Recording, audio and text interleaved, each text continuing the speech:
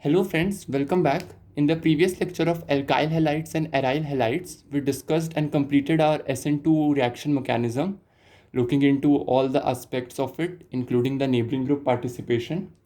Today, we are going to start a new mechanism associated with the same chapter, SN1 mechanism,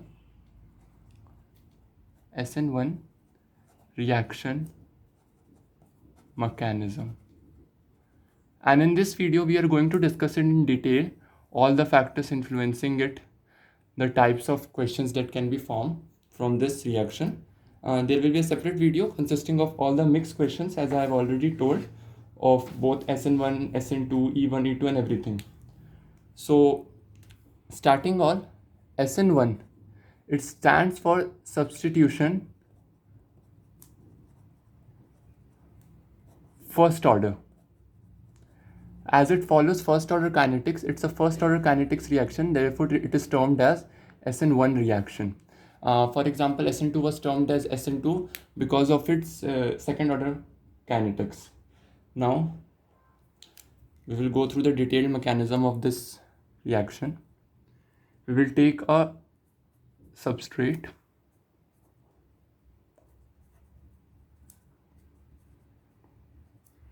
like this. It's an tertiary alkyl halide and OH minus is acting as a nucleophile. You all might be knowing that the product that will be formed is something like this. Br minus gets separated as a leaving group here. Now we will look into the detailed mechanism of this reaction.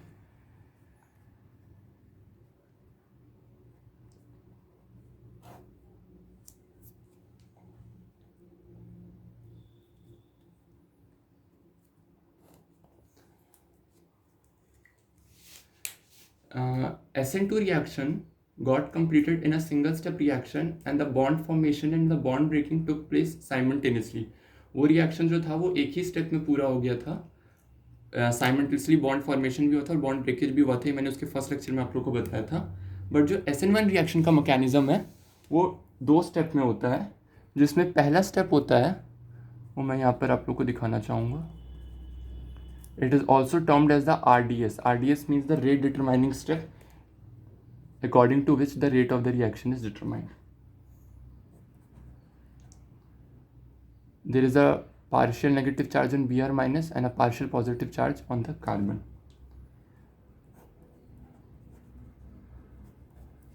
It is the first step of the SN1 reaction mechanism. Looking into the RDS, we got a transition state. It is somewhat like, यहाँ से जो Br minus होगा वो ऐसे निकलता जाएगा, उस पर जो पार्शियल नेगेटिव है उसके साथ रहेगा और इस पे पार्शियल पॉजिटिव आता रहेगा.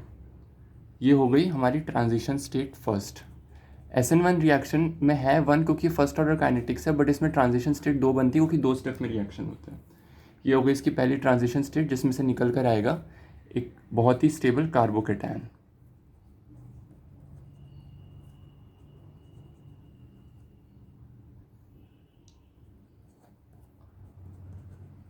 एक बहुत ही स्टेबल कार्बोकेटायन बना है, हाइपर कॉन्जुगेशन प्लस इंडक्टिव दोनों से स्टेबलाइजर नॉन अल्फा हाइड्रोजन है. फर्स्ट स्टेप जो होता है वो स्लो होता है और किसी भी रिएक्शन का जो स्लो स्टेप होता है वही उस रिएक्शन का RDS होता है, रेट डिटरमाइनिंग स्टेप. जो सेकेंड स्टेप होता है इस रिएक्शन में, उस वो स्टेप जो होता है वो स्टेप थोड़ा फास्ट होता है, and that step is nothing other than the attack of the nucleophile on the carbocation. अभी कार्बोकेटायन बना हुआ है, न्यूक्लियोफाइल एक फास्ट स्टेप में आएगा, अटैक करेगा, फिर हमें एक दूसरी ट्रांजिशन स्टेट देखने के लिए मिलेगी. See this transition state. यहाँ पर एक पार्शियल पॉजिटिव रहेगा, OH माइनस इससे जुड़ रहा है धीरे धीरे,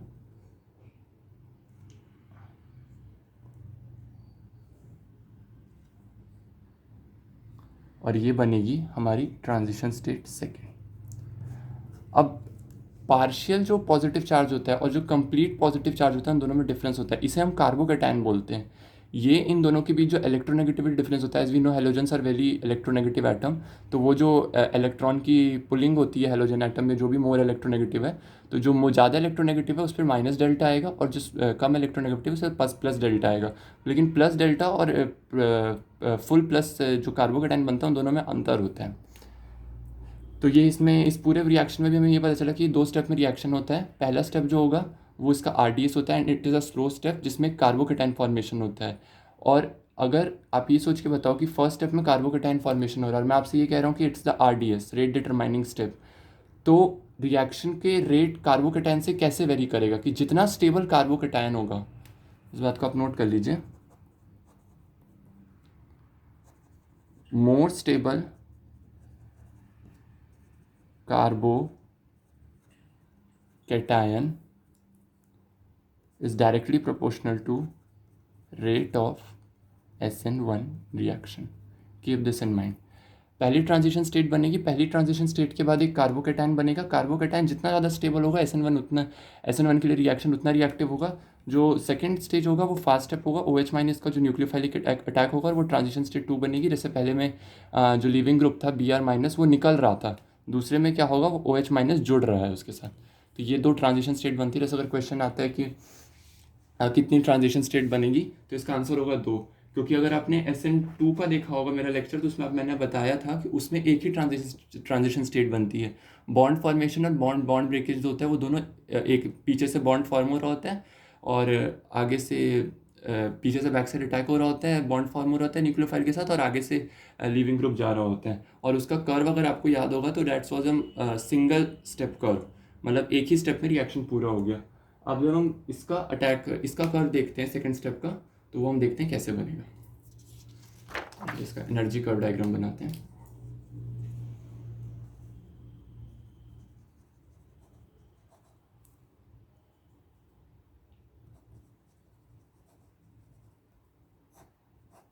एनर्जी प्रोफाइल, अब इसका एनर्जी प्रोफाइल कैसा होता है वो देखते हैं।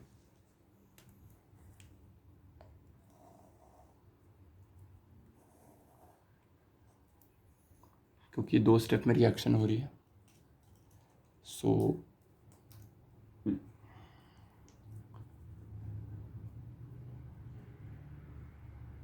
This is the reaction coordinate, और इसका जो कर्व बनेगा वो कुछ ऐसे जाएगा और ऐसे होगा। यहाँ पर ये एनर्जी हो गया और ये रिएक्शन कोऑर्डिनेट हो गया। ये जो आपको पीक दिख रही हैं दो, ये जो 2 मैक्सिमास दिख रहे हैं एक ही बार, ये डिनोट करता है ट्रांजिशन स्टेट फर्स्ट को, पहली ट्रांजिशन स्टेट है, और ये डिनोट करता है ट्रांजिशन स्टेट 2 को। मतलब अगर आपको वो फर्स्ट स्टेप दिखाता है, या मान लो आपको वो ये दिखाता है और उसके अंदर वो SN1 रिएक्शन का आपको मैकेनिज्म शो करे, और उसमें आपको ये वाली पीक हाईलाइट करे, मान लीजिए इसको जैसे अगर A लेबल कर दिया, let us take assume a question, और इसको B लेबल कर दिया, और उसके बाद आपसे पूछा गया, आपको ये दोनों स्टेप्स दिखा देगा कि which step indicates A, which step indicates B। तो जो ट्रांजिशन स्टेट 1 है, जो कार्बोकेटाइन की फॉर्मेशन है, यहाँ पे लिख लीजिए कार्बोकेटाइन फॉर्मेशन, एकदम चीज़ें क्लियर होनी चाहिए, कार्बोकेटाइन फॉर्मेशन। और जो स्टेप B है वो अटैक ऑफ न्यूक्लियोफाइल। ओके,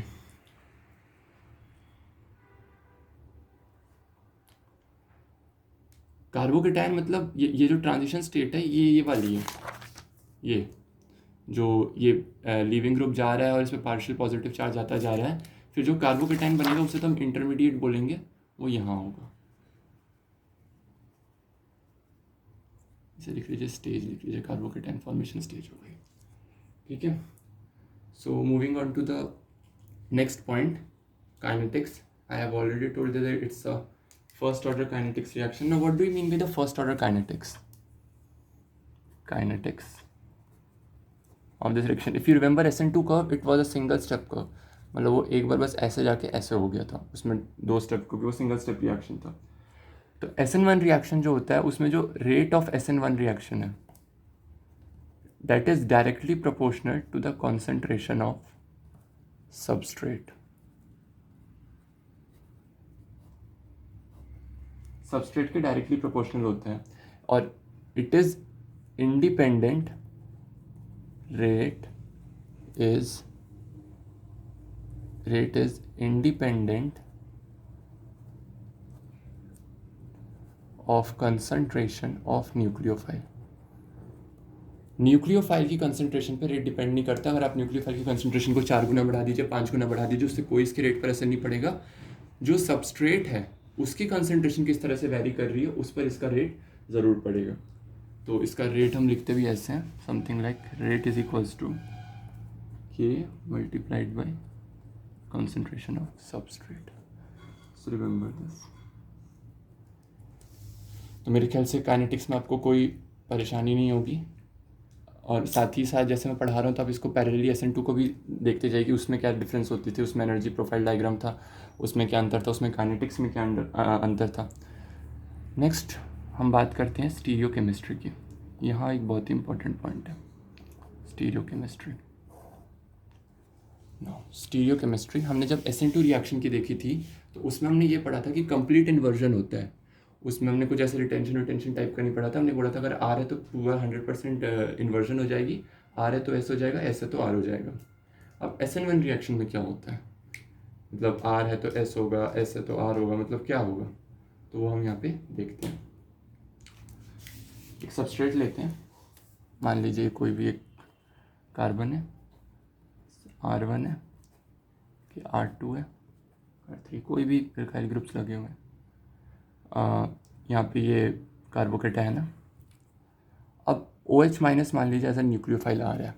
अब OH माइनस कहाँ से अटैक करे. SN2 में तो हमने पढ़ा था कि बैक साइड अटैक होता है, हमें पहले से थ्योरी में बता दिया गया था, तो हम यहाँ अटैक करे थे. अब SN1 में अटैक कैसे होता है. SN1 में अटैक करने के 2 पाथवे होते हैं, pathway first and the second pathway. First pathway and second pathway. Attack आगे से भी हो सकता है और पीछे से भी होता है.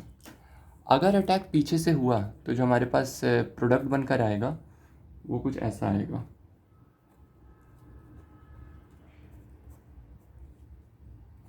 और यहाँ पीछे OH लग जाएगा. प्लस अगर अटैक तो हमने बोल दिया ना कि दोनों चीज़ें प्रोबेबल हैं, तो R1, R2, R3 दोनों में से कुछ भी हो सकता है. जब इस तरह का अटैक होता है तो हम इस प्रोसेस को कहते हैं रेसमाइजेशन. एक रेशमिक मिक्सचर मिला है. और रेशमिक मिक्सचर का मतलब है कि 50% मतलब आधी D फॉर्म मिली है, आधी L फॉर्म मिली है. अगर आपने स्टीरियो केमिस्ट्री में टर्म्स पढ़े होंगे तो आपको समझ आएगा मैं किसकी बात कर रहा हूँ. स्टीरियो केमिस्ट्री पे एक डिटेल लेक्चर होगा, उसमें सारे रिएक्शन के मैकेनिज्म देखेंगे. फिलहाल आप ये समझिए कि एक रेशमिक मिक्सचर बनेगा कि आधी फॉर्म जो बनेगी और आधी फॉर्म D की बनेगी, आधी फॉर्म L की बनेगी. अब होता क्या है, जनरली हम NCERT या किसी भी बुक्स में लिखा था कि in SN1 reaction racemization takes place, जो कि सही भी है. इट्स अ करेक्ट स्टेटमेंट कि रेसिमाइजेशन टेक्स प्लेस. लेकिन अगर कोई ये बोल दे कि इन SN1 रिएक्शन, अगर आपसे एक स्टेटमेंट पूछ दी जाए both inversion and retention are equal, तो बहुत सारे लोगों को लगा कि ये सही है, क्योंकि सही बात है, आधा प्रोडक्ट तो आधा ही जो बैक साइड अटैक हुआ है वो इन्वर्ट हो जाएगा, जो फ्रंट साइड अटैक हुआ है वो तो रिटेन हो जाएगा. तो यहाँ पर एक गलती हो जाती है और वो जब उसी का फ़ायदा उठाएंगे एग्ज़ाम वाले. यहाँ पर एक थ्योरी आती है कि रेशमाइजेशन जो होती है वो 100% हो नहीं पाती है. SN1 रिएक्शन में रेशमाइजेशन इज़ नॉट 100%. इस पॉइंट को आप नोट कर लीजिए. मैं भी बताऊँगा reason. The reason being why racemization is not 100%. In SN1 reaction, racemization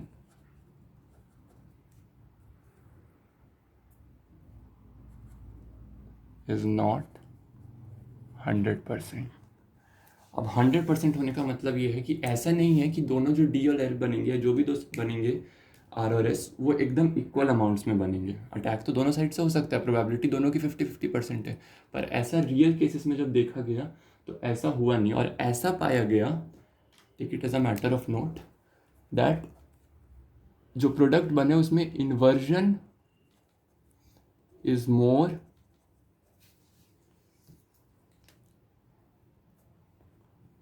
predominant than retention. मतलब ऐसी चीज़ें कुछ देखी गई कि अगर इन्वर्टेड प्रोडक्ट 52-51% ऐसा कुछ बन रहा है, ज़्यादा बन रहा है, थोड़ा सा ज़्यादा बनता है, बहुत ज़्यादा नहीं, और रिटेंशन का जो प्रोडक्ट है वो 50% से थोड़ा लेस बनेगा और इन्वर्जन का प्रोडक्ट 50% से थोड़ा सा ज़्यादा बनेगा। अब इसके पीछे रीज़न क्या है? इसके पीछे के लॉजिक को एक्सप्लेन करने के लिए जब एक्सपेरिमेंट्स वगैरह हुए तो एक थ्योरी का नाम दिया गया, जिस थ्योरी का नाम था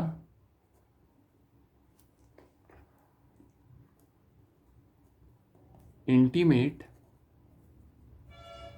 ion pair theory. Intimate iron pair theory explains the reason for inversion product being more dominant than the retention product. Intimate iron pair theory. Now, what is the intimate iron pair theory? Intimate iron pair theory.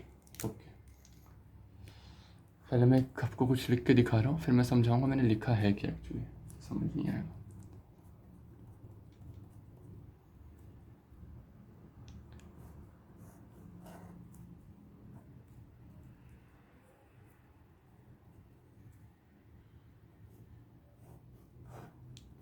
अभी आप note करिए।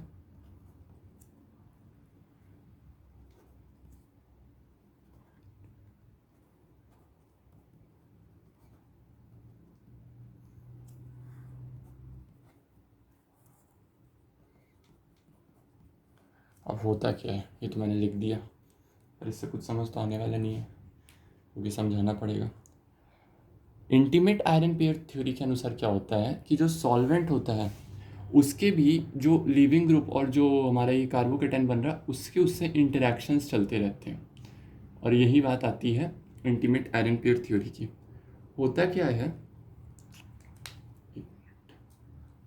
क्या है, जब ये दोनों अलग हो रहे होते हैं तो सॉल्वेंट का क्या होता है, इंटरेक्शन हो जाता है इससे। सॉल्वेंट पहले अलग भी करता है और उसका लिविंग ग्रुप से इंटरेक्शन भी हो जाता है। इंटरेक्शन से क्या होता है, यहाँ पर क्राउडिंग थोड़ी ज़्यादा हो जाती है, और जो फ्रंटल साइड होता है, फ्रंटल साइड, इसमें बहुत ज़्यादा स्टेरिक हिंड्रेंस आ जाती है, बहुत ज़्यादा, क्योंकि सॉल्वेंट इसको अलग कर रहा है, फिर सॉल्वेंट यहीं से इंटरेक्शन भी कर रहा है इसके साथ, तो एक साइड क्या होती है, कहीं ना कहीं अटैक के लिए उतनी फ्री नहीं हो पाती जितनी दूसरी साइड हो पाती है। ये यहाँ पर एक इम्पॉर्टेंट वो है कि जैसे मतलब आप ऐसे समझनी कि जो सॉल्वेंट का, या मतलब मान लीजिए कोई आयन है, जो भी आयन मान लीजिए ये बन रहा हो, चाहे सॉल्वेंट में आयन हो या पूरा सॉल्वेंट ही हो, वो क्या करेगा, लिविंग ग्रुप के साथ एसोसिएशन करना शुरू कर देता है, और उस एसोसिएशन से क्या होता है, जो एक साइड का यहाँ के पार्ट होगा वो क्या हो जाता है, ब्लॉक हो जाता है अटैक के लिए, न्यूक्लियोफाइल के लिए। तो उस कारण से क्या होता है, जब आगे जगह नहीं मिल पाती, फ्रंटल साइड में जगह नहीं मिल पाती है, तो बैक साइड अटैक करते हैं न्यूक्लियोफाइल। तो इस कारण से क्या होता है, थोड़ा सा जो इन्वर्टेड प्रोडक्ट होता है वो ज़्यादा बनता है, क्योंकि ज़्यादा जगह है ना पीछे से अटैक करने के लिए। तो अगर 50% रिसमाइजेशन बोले तो हम बोल देते हैं कि रिसमाइजेशन टेक्स प्लेस, बट अगर वो एकदम फैक्ट बेस्ड पूछ दे कि is it true that 100% resomation और 50% RNS और DLF is found, तो ये स्टेटमेंट गलत होगा। 50% रेसमाइजेशन SN1 में नहीं होती है। Inverted product is formed more as compare to the retention product because in the frontal side, due to attraction of solvent or the any ion with the leaving group, makes the frontal side sterically very hindered, and it just like it blocks one side attack, frontal side से attack थोड़ा वो block कर देता है, और इस कारण से बैक साइड से अटैक ज़्यादा होता है, तो बैक साइड का प्रोडक्ट कहीं ना कहीं प्रीडोमिनेंट हो जाता है। तो इस बात को याद रखिएगा। वैसे अगर इसका इससे रिलेटेड क्वेश्चन आना हो तो जेई एडवांस में आएगा, जेई मेंस में तो वो ऐसे पूछेंगे नहीं। आगे देखते हैं। अब एक होता है SN2 रिएक्शन में हमने कोई भी रीअरेंजमेंट नहीं देखी थी। SN2 रिएक्शन में कार्बोकेटाइन भी नहीं बनता, उसमें क्या होता है, बस पार्शियल चार्ज आता है, पीछे से एक ही स्टेप में न्यूक्लियोफाइल जुड़ जाता है और आगे से लिविंग ग्रुप निकल जाता है। इसमें क्या होता है, एक स्टेप आता है जिसको हम बोलते हैं rearrangement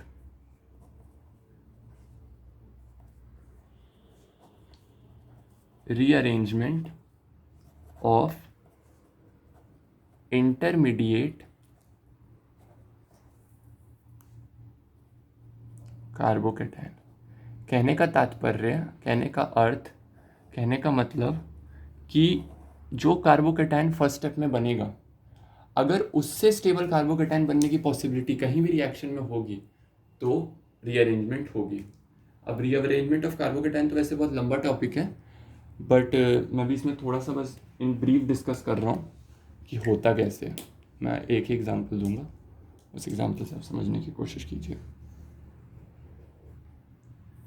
for example, if we take a substrate like CH3, CH, CH3, CH, CH3, Br। मैंने बताया था जैसे स्लो स्टेप है, RDA से रिडिटरमाइनिंग स्टेप। यहाँ पर CH3, यहाँ H है, H ऐसे बना दोगे, इससे कुछ करना ना होगा। यहाँ CH पॉजिटिव, यहाँ पे कार्बोकेटाइन बन गया। अब क्योंकि ये रिडिटरमाइनिंग स्टेप है, वही जो मैंने पहले आपको मैकेनिज्म बताया था, यहाँ से लीविंग ग्रुप गया है, यहाँ पे कार्बोकेटाइन बना है, ये पहली ट्रांजिशन स्टेट बनी है। अब होता क्या है, अगर पॉसिबिलिटी है, ये बना है सेकेंड डिग्री कार्बोकेटाइन, अगर पॉसिबिलिटी है इसको यहाँ से 3 अल्फा हाइड्रोजन मिल रहा है, यहाँ से 1 अल्फा हाइड्रोजन मिल रहा है, अगर पॉसिबिलिटी है कि इससे अच्छा स्टेबल, इससे ज़्यादा अच्छा कार्बोकेटाइन बन सकता है तो कार्बोकेटाइन बनेगा। अब कार्बोकेटाइन बनने के 2-3 स्टेबिलिटी कैसे बढ़ती है, कभी रिंग एक्सपेंशन हो जाती है, कभी रिंग कॉन्ट्रैक्शन हो जाती है, कभी शिफ्ट्स होती हैं, हाइड्राइड शिफ्ट होती है, मिथाइल शिफ्ट होती है कभी कभी, और भी मतलब अलग अलग तरह की शिफ्ट्स होती है। तो शिफ्ट के लिए आपको ये पता होना चाहिए कि जैसे यहाँ पर आपको मिथाइल भी दिख रहा है, यहाँ पर आपको H भी दिख रहा है, अब H को शिफ्ट कराएं या मिथाइल को शिफ्ट कराएं, ये क्वेश्चन आ सकता है दिमाग में। तो इसका एक रीज़न है, जो एक माइग्रेटरी एप्टीट्यूड नाम से चीज़ होती है। माइग्रेटरी एप्टीट्यूड क्या होता है कि जो साइंटिफिक डेटा के अनुसार देखा गया है कि कौन कितना माइग्रेट करने की टेंडेंसी ज़्यादा रखता है। तो 3 डेटा में आपको, एक डेटा में आपको बता रहा हूँ 3 चीज़ों का, हाइड्रोजन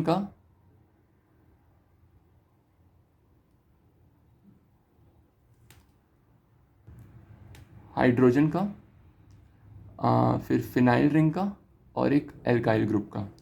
इसको याद रखते हैं हमारा प्यारा राजस्थान, और इनके माइग्रेटरी एप्टीट्यूड का ऑर्डर ऐसे होता है। माइग्रेटरी,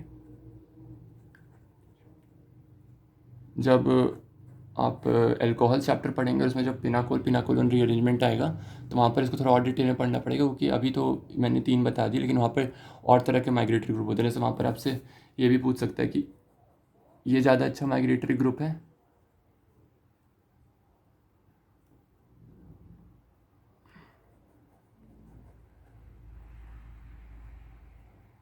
या ये। तो इस तरह से चीज़ें वहाँ देखनी पड़ती हैं, तो इसका भी कोई सिग्निफिकेंस नहीं है। वो जब मैं पिनाकोलोन बताऊंगा तो आपको बता दूंगा। फिलहाल मैंने आपको बताया कि हमारा प्यारा राजस्थान से, और याद रखिए हाइड्रोजन का सबसे ज़्यादा होता है, उसके बाद फिनाइल का होता है, फिनाइल के बाद एल्काइल का होता है। अब इसमें एल्काइल भी है, हाइड्रोजन भी है, हाइड्रोजन अपना माइग्रेटरी एप्टीट्यूड के अनुसार मूव कर जाएगा। यहाँ एक ऐसा नेक्स्ट चीज़ बनेगी, यहाँ एक बन गया कार्बोकेटाइन।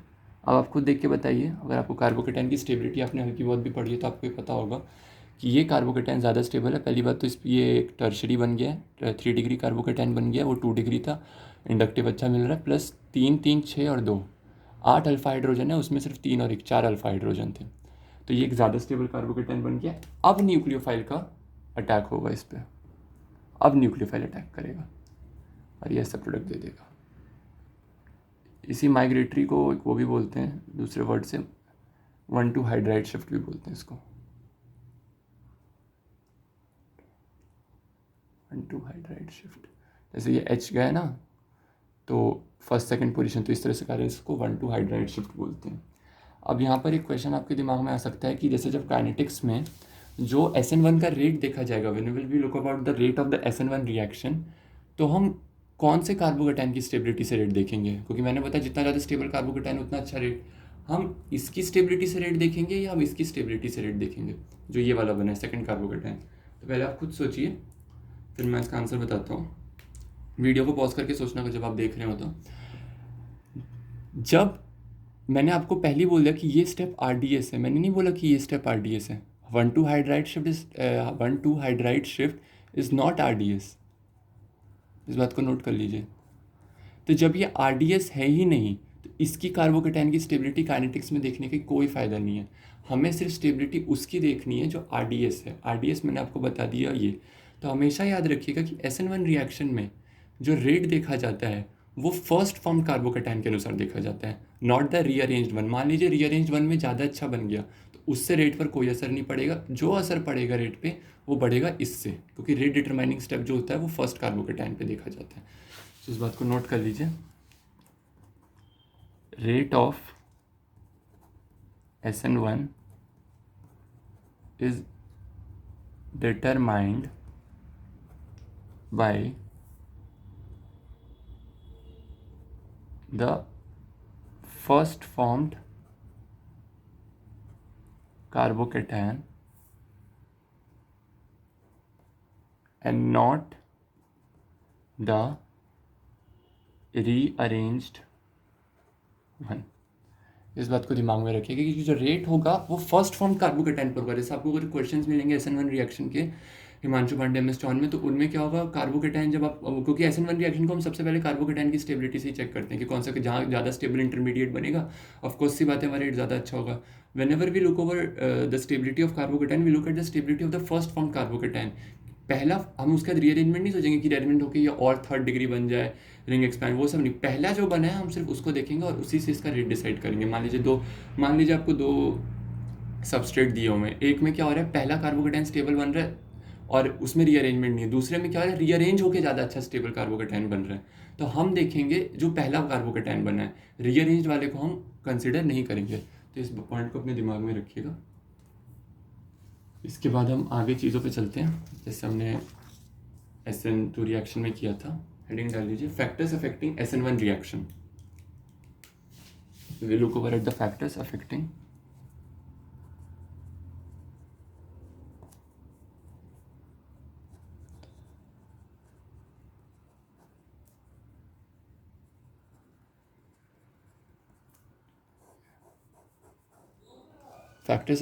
SN1 reaction. पहली हेडिंग आएगी नेचर ऑफ सबस्ट्रेट, कि जो सबस्ट्रेट है वो हमने कैसा लिया।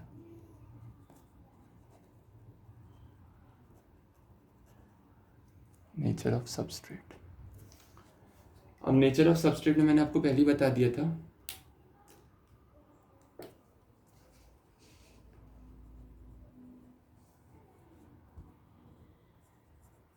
more stable is the carbocation, more is the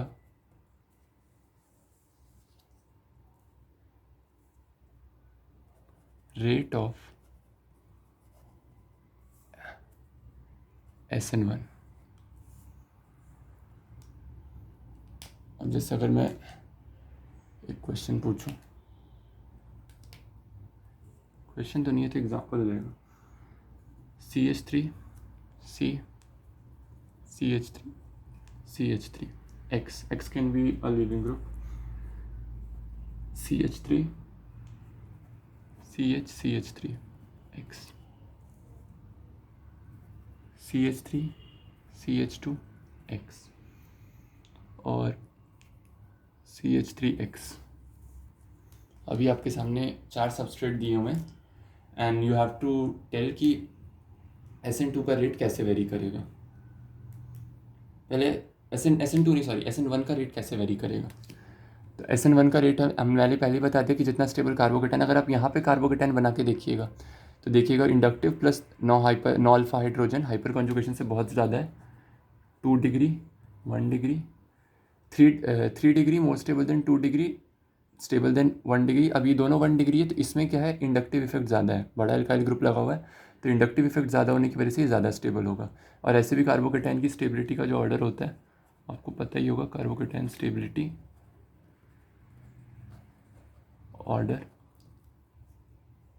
321 का चलता है, 321 कार्बोकैटायन की स्टेबिलिटी का ऑर्डर। अगर याद कीजिए, अगर यही रेट हमें SN2 रिएक्शन बताना होता तो रेट जस्ट उल्टा हो जाता। इसको हम एक और वर्ड में बोलते हैं बीटा ब्रांचिंग, क्योंकि देखिए यहाँ पे बहुत ज़्यादा स्टेरिक हिंड्रेंस है तो SN2 तो भैया स्टेरिक हिंड्रेंस को ऐसे ही अवॉइड करता है, यहाँ सबसे कम स्टेरिक हिंड्रेंस है तो ये रेट SN2 के लिए पूरा उल्टा हो जाएगा। तो इस बात को भी याद रखिएगा। नेक्स्ट पॉइंट है, अच्छा इसी में क्वेश्चन पूछता हूँ पहले। आपको बताना है कि SN2 का रेट इन दोनों में से किस में ज़्यादा होगा।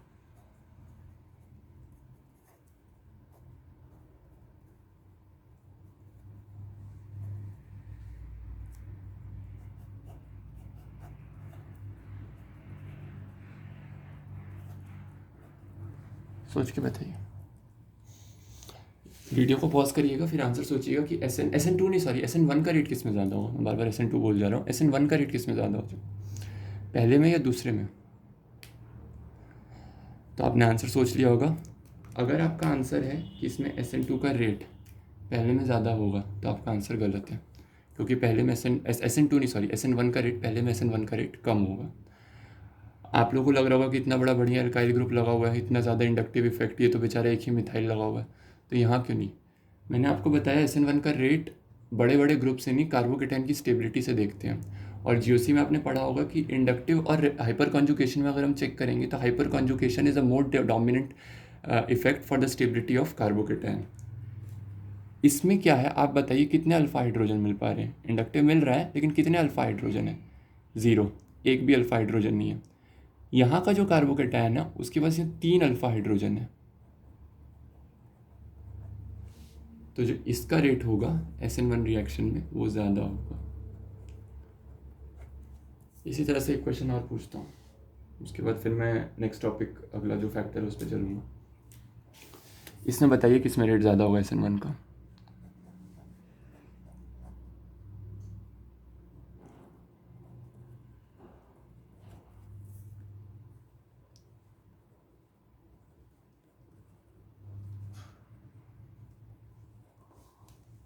ये एरोमेटिक कंपाउंड है, ये नॉन एरोमेटिक है, तो एरोमेटिसिटी से इसका कुछ लेना देना ही नहीं है। इस पे 9 अल्फा हाइड्रोजन है, इस पे डीलोकलाइजेशन ऑफ चार्ज है, बहुत अच्छा एरोमेटिक है। सोच के बताइए किस पे होगा। वीडियो पॉज करिए, सोच के। अगर इसमें आपका आंसर ये है तो आपका आंसर सही है,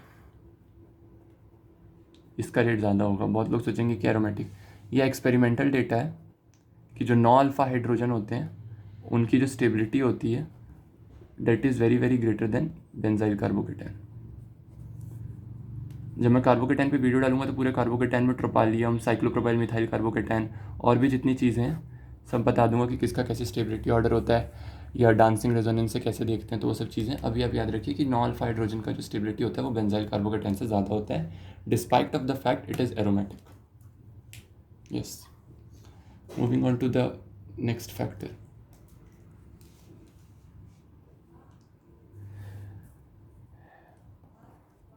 SN2 रिएक्शन में मैंने आपको बताया था कि presence of C double bond O group at the beta position makes the substrate highly reactive for SN2 reaction. अगर C double bond O group लगा हुआ है बीटा पोजीशन पे, जो मैंने आपको बताया था कि 2013 JEE एडवांस में क्वेश्चन पूछा गया था, तो बच्चे उसमें बेंजाइल या उसमें 1 डिग्री में चेक कर रहे थे कौन रिएक्टिव होगा, और असल में आंसर था कि जो C double bond O group है वो 10⁵ ज़्यादा रिएक्टिव है बेंजाइल या बाकी सबसे। तो SN2 में रिएक्शन में मैंने बताया था कि बीटा पोजीशन पर अगर C double bond O group हो तो it makes the substrate highly reactive for SN2। SN1 में ऐसा नहीं होता है। SN1 में प्रेजेंस ऑफ, सेकेंड पॉइंट आपका, C double bond O group at beta position makes the substrate least reactive for SN1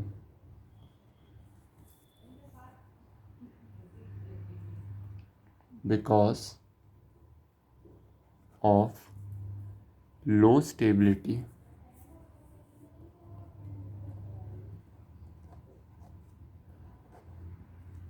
of carbocation. Carbocation की लो stability की वजह से ऐसा होता है।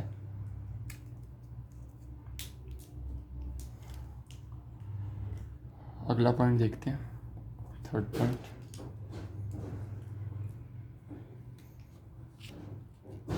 जो बेंजाइल एलाइल हैलाइड्स होते हैं, benzyl allyl halides are highly reactive for SN1 reaction. Reason वही है जो तब से बोले जा रहा हूँ, stability of carbocation.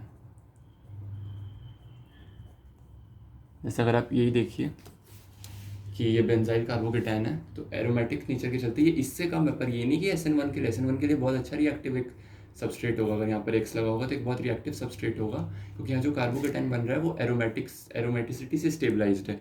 So due to stabilization by aromaticity एक बहुत ही अच्छा स्टेबल कार्बोकेटायन है। या एलाइल हैलाइड्स जो होते हैं, एलाइल हैलाइड्स में क्या होता है, कॉन्जुगेटेड बॉन्ड आता है। जैसे अगर ऐसा है CH2 डबल बॉन्ड CH2Cl, तो ये जैसे ही हटेगा यहाँ जो पॉजिटिव आएगा ये रेजोनेंस स्टेबलाइज्ड है, इस पे आ जाएगा प्लस। तो इस बात को आप याद रखिएगा कि जो एलाइल हैलाइड्स होते हैं, और ये लॉजिकल है याद कर रखना, मतलब कि आपको कार्बोकेटायन की स्टेबिलिटी चेक करना है। हाँ, SN2 रिएक्शन में भी सेम था। SN1 रिएक्शन में जैसा मैंने बताया कि हाईली रिएक्टिव होते हैं, क्योंकि उसमें क्या था, उसमें जो ट्रांजिशन स्टेट बन रही थी उसमें पार्शियल पॉजिटिव आ रहा था, उसमें कार्बोकेटायन नहीं बनता है। इस बात को याद रखिएगा, ये मत सोचिएगा कि उसमें भी कार्बोकेटायन बनता है। SN2 रिएक्शन में कभी कार्बोकेटायन नहीं बनता, उसमें जो पार्शियल चार्ज आ रहा है और जो ट्रांजिशन स्टेट बनती है उसकी स्टेबिलिटी के चलते बेंजाइल और एलाइल ज़्यादा स्टेबल हाईली रिएक्टिव होते हैं। लेकिन इसमें क्या होता है, प्रॉपर कार्बोकेटायन बनने की वजह से ऐसा रीज़न होता है। अगला फैक्टर देखते हैं।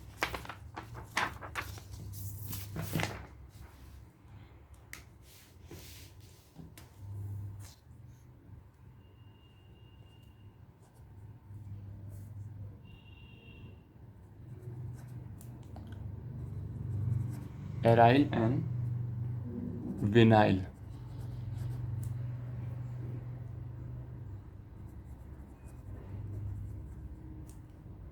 are least reactive for SN1। आप ऐसा भी बोल सकते हैं कि ये दिखाते ही नहीं, दे do not undergo SN1 reaction. Reason वही रीज़न, कार्बोकेटायन बहुत ही ज़्यादा अनस्टेबल बनेगा। उसमें मैंने आपको बताया था कि एक पार्शियल डबल बॉन्ड कैरेक्टर आता है जब SN2 मैकेनिज्म पढ़ाया था। लेकिन इसमें क्या होता है, कार्बोकेटायन बनाना होता है, तो जो ये वाला कार्बोकेटायन अगर आप सोच रहे हैं,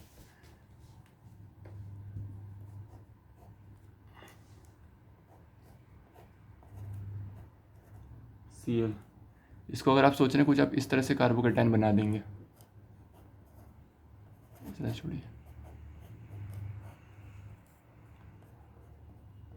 और आपको लग रहा है कि ये रेजोनेंस स्टेबलाइजर, तो ऐसा कुछ भी नहीं है, हाईली अनस्टेबल कार्बोकेटायन और इसलिए बनता ही नहीं है। नहीं बनने की वजह से ये रिएक्शन होता ही नहीं है। और सेम केस होता है जो विनाइल हैलाइड्स होते हैं, CH2 double bond CHCl। Allyl और विनाइल में कंफ्यूज मत हो जाना, एलाइल रिएक्टिव होते हैं, विनाइल नहीं होते। इनमें कार्बोकेटायन कुछ ऐसा बनेगा, तो कोई रेजोनेंस स्टेबलाइज नहीं, बहुत ही हाईली अनरिएक्टिव है। तो इसके बारे में ज़्यादा मत सोचना, याद रखना कि जो एलाइल होते हैं, रीज़न आपके सामने वैसा लॉजिक खुद ही दिख रहा है कि जो इसमें कार्बोकेटायन ये बनेंगे ही नहीं, इस तरह के कार्बोकेटायन बनना पॉसिबल ही नहीं है, तो इसलिए रिएक्शन करते नहीं। तो कभी भी रिएक्टिविटी ऑर्डर आएगा तो इसमें ये सबसे नीचे लेंगे। अब हम 5th पॉइंट देखते हैं नेचर ऑफ सबस्ट्रेट में। When we look over to the 5th point आता है बाइसाइक्लो कंपाउंड्स का। हमने उसमें भी किया था, SN2 में भी किया था बाइसाइक्लो।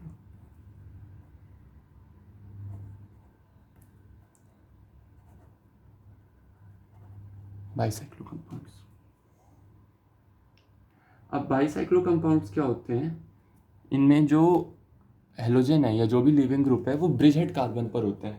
अब ये बात आपको पता नहीं मैंने बताई थी कि नहीं, लेकिन ये होता है कि वहाँ पे जो कार्बोकेटायन बनता है वो बनना पॉसिबल ही नहीं है, वहाँ कार्बोकेटायन बन ही नहीं सकता जो ब्रिज हेड कार्बन पर होते हैं। और नहीं बनने की वजह से, जब कार्बोकेटायन ही नहीं बन सकता तो रिएक्टिविटी होगी कैसे, ना SN2 में होती है ना SN1 में होती है।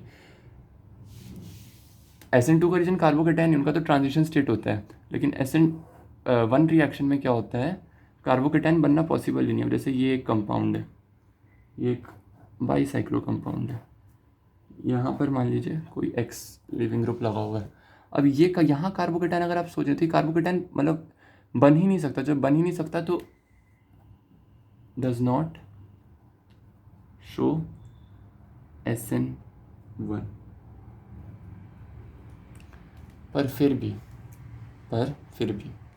अगर क्वेश्चन आ जाए, जैसे मैंने आपको SN2 में भी कराया था कि अगर क्वेश्चन वो फिर भी 2-3 ले कि चलो इस ठीक है नहीं करते वो अलग बात है, पर आप इसमें कंपेयर करवा दो, पूछ सकते हैं ना, पूछने को तो एक कंपाउंड ये दे देंगे,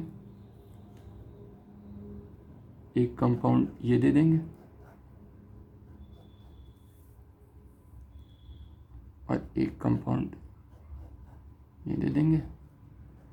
यहाँ पे मान लो Br लगा है, यहाँ पे I लगा है और यहाँ पे Br लगा है। अब क्या करेंगे, हमें पता है रिएक्शन नहीं होती है, हाइपोथेटिकल क्वेश्चन है कि अगर होनी होगी तो कैसे होगी, और होनी होगी तो ज़्यादा स्टेबिलिटी कहाँ पर होगी। Due to more number of bridge carbons in this substrate as compare to this, ये ज़्यादा रिएक्टिव होगा। SN2 में भी हमने ऐसे ही देखा था जैसे SN1 में देख रहे हैं कि ब्रिज कार्बन्स की संख्या ज़्यादा होने की वजह से जो ये कंपाउंड होता है वो ज़्यादा रिएक्टिव होगा इस कंपाउंड से। अब इन दोनों में क्या होगा, इन दोनों में ये ऐसे ऑर्डर होगा। अब ऐसे क्यों होगा, सबस्ट्रेट तो सेम है, सेम नहीं है। यहाँ पे लिविंग ग्रुप अब देखो, यहाँ पे लिविंग ग्रुप Br और यहाँ पर आई है, मैंने लास्ट क्लास में बताया था कि good leaving group favours SN2 as well as SN1, और I माइनस जो होगा वो ज़्यादा बेटर लिविंग ग्रुप होगा।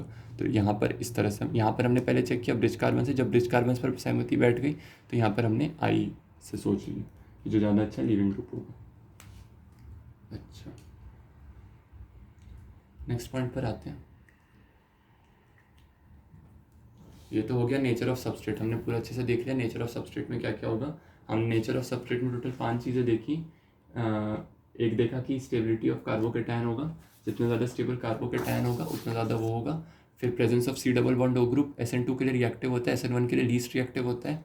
फिर हमने देखा benzyl allyl halides due to stability of the carbocation, resonance stabilise और एरोमेटिसिटी, जो कार्बोकेटायन बनते हैं तो SN1 रिएक्शन के लिए बहुत ज़्यादा फेवरेबल होता है। फिर हमने देखा एराइल हैलाइड्स और विनाइल हैलाइड्स का example, they are least reactive, they do not undergo SN1 reaction. Reason मैंने बता दिया, कार्बोकेटायन फॉर्मेशन होती नहीं, जब होगी नहीं तो बनेगा कैसे। बाईसाइक्लो कंपाउंड्स ये भी SN1 नहीं दिखाते, SN2 भी नहीं दिखाते। फिर भी नंबर ऑफ ब्रिज कार्बन इनको बोलते हैं, जो ये वाले होते हैं ना, जैसे इसमें 2 हैं इसमें 1 है, तो due to more number of bridge carbon अगर फिर भी कंपेयर करने को आ जाए तो जिसमें ज़्यादा ब्रिज कार्बन होंगे वो ज़्यादा रिएक्टिव होगा। ये SN1 में भी देखा गया, SN2 में भी देखा गया। तो और यहाँ पर हमने लिविंग ग्रुप से किया कि जब ये दोनों कंपाउंड ऊपर के सेम है तो नीचे Br लगा है, नीचे I लगा है, ड्यू टू बेटर Lg, लिख देता हूँ बेटर Lg। इसका रीज़न है कि ये ज़्यादा रिएक्टिव है, बेटर लिविंग ग्रुप। ओके, सो अब अगली हम चीज़ पे चलते हैं, नेचर ऑफ सॉल्वेंट। हेडिंग डालिए नेचर ऑफ सॉल्वेंट। उसमें आपको याद होगा नेचर ऑफ सॉल्वेंट, मैंने आपको 2 तरह के सॉल्वेंट पढ़ाए थे, polar aprotic solvent, polar protic solvent. और मैंने आपको ये बताया था जो एप्रोटिक होते हैं, जिसमें मैंने आपको एक लिस्ट भी बनवाई थी 5-6 सॉल्वेंट्स की, DMS और DMF, फिर एसीटोन, इस तरह से मैंने 6 चीज़ों की लिस्ट बनवाई थी। बोला था कि जो ये होते हैं ये कभी भी आपको रिएक्शन में दिख जाए तो मतलब हमें SN2 रिएक्शन को प्रमोट करना है एप्रोटिक में। दूसरी तरह के होते हैं polar protic solvent. Polar protic solvent कौन से होते हैं, जो H+ डोनर होते हैं, प्रोटॉन डोनर्स होते हैं, और जो सॉल्वेंट के साथ हाइड्रोजन बॉन्डिंग करते हैं। पोलर प्रोटिक सॉल्वेंट जो होते हैं, लिख लीजिए PPS, मैंने पहले भी लिखवाया था, शोज H बॉन्डिंग।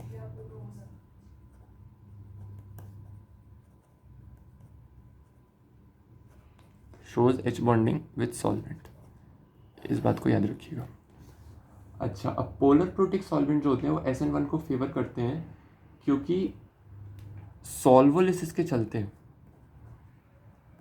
जो इंटरमीडिएट कार्बोकेटायन होता है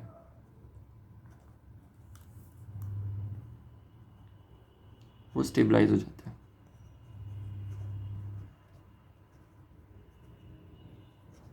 जो कार्बोकेटायन बनेगा तो वो क्या करेगा ना, जो इंटरमीडिएट कार्बोकेटायन है उसकी फॉर्मेशन को फैसिलिटेट करेगा सॉल्वेट करके।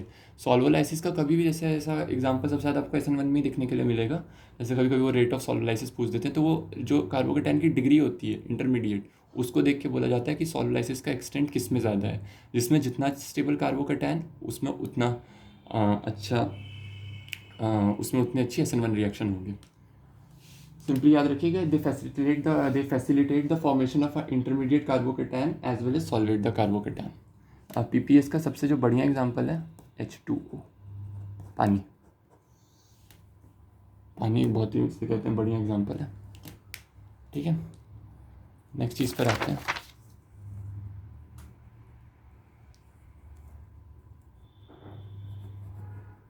Effect of Lg। Lg stands for leaving group. अब लीविंग ग्रुप पे क्या इफेक्ट होता है, एक लाइन में पहले भी बता चुका था, गुड Lg फेवर्स SN1। इस बात को याद रखिएगा। हाँ, पिछले कोई चीज़ में एक बात और याद रखिएगा, पोलर प्रोटिक सॉल्वेंट जो होते हैं वो SN1 को फेवर करते हैं, उसका रेट बढ़ाते हैं, ये नहीं है।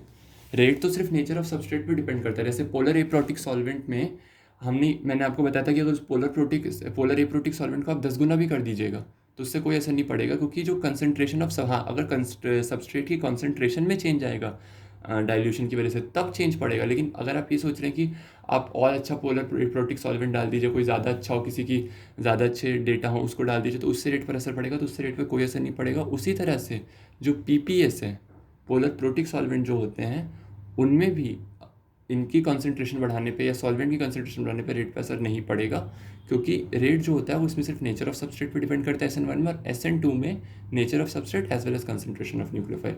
तो जो जिस पे रेट डिपेंड करता है, अगर उसमें चेंज कर रहे हो तभी कोई असर पड़ेगा, वरना कोई असर नहीं पड़ने वाला। अगला हम देखते हैं,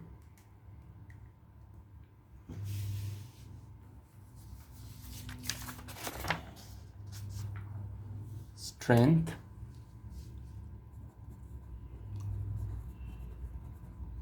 and concentration of nucleophile.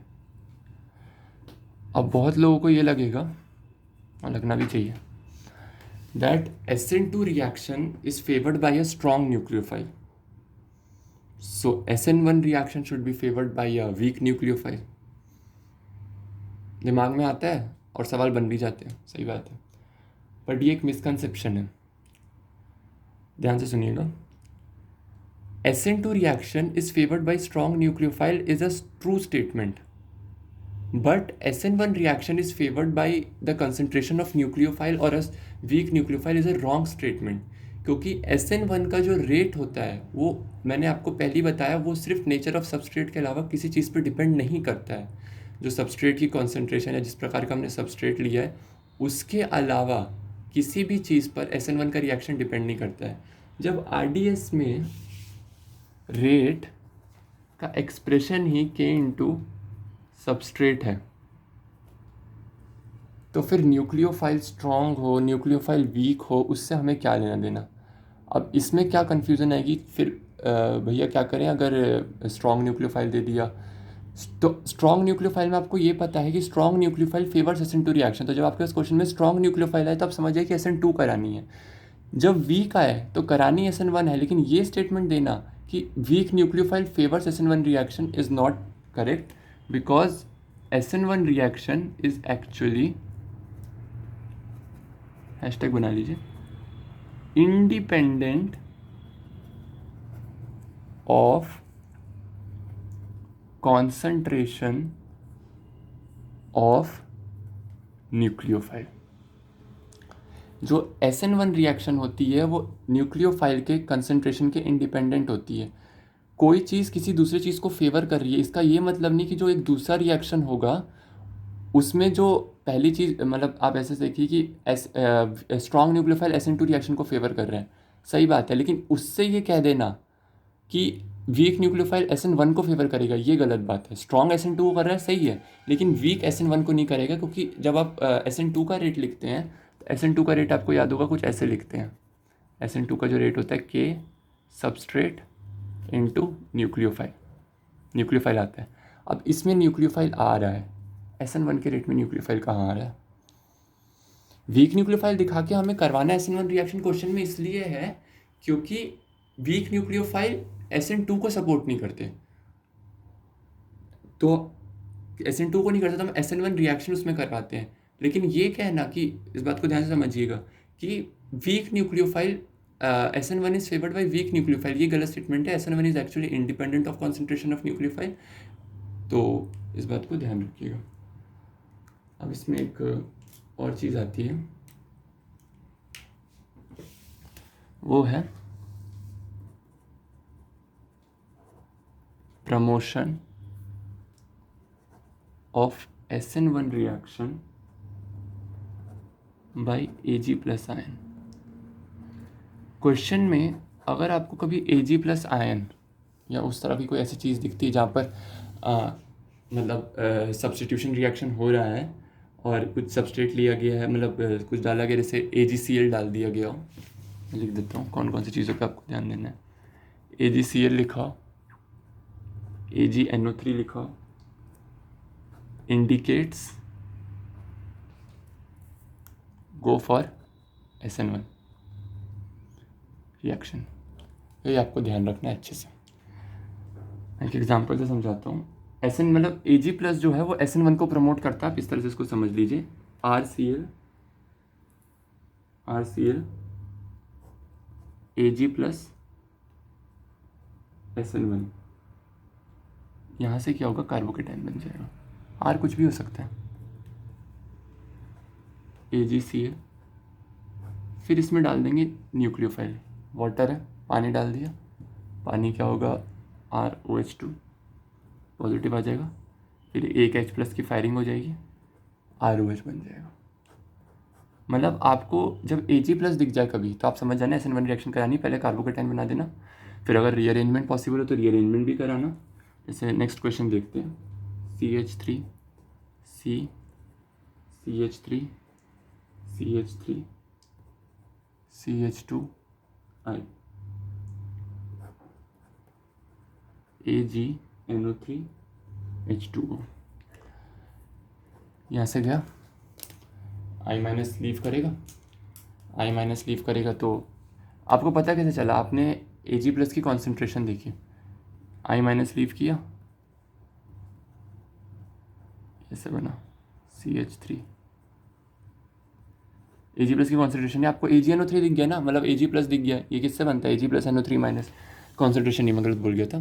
AgNO3 दिख गया ना, समझ जाना SN1 रिएक्शन कराना है। Ag प्लस जहाँ दिख जाए, AgCl दिख जाए, AgNO3 दिख जाए, और कोई भी मतलब Ag टाइप, Ag जहाँ से Ag प्लस एब्स्ट्रैक्ट हो सकता हो, कोई भी कंपाउंड दिख जाए जिसमें Ag प्लस एब्स्ट्रैक्ट हो रहा है, उसके बाद न्यूक्लियोफाइल डाला गया, जिसमें वाटर डाला गया है, तो समझ जाना कि हमें SN1 रिएक्शन करानी है। अब यहाँ पर क्या है,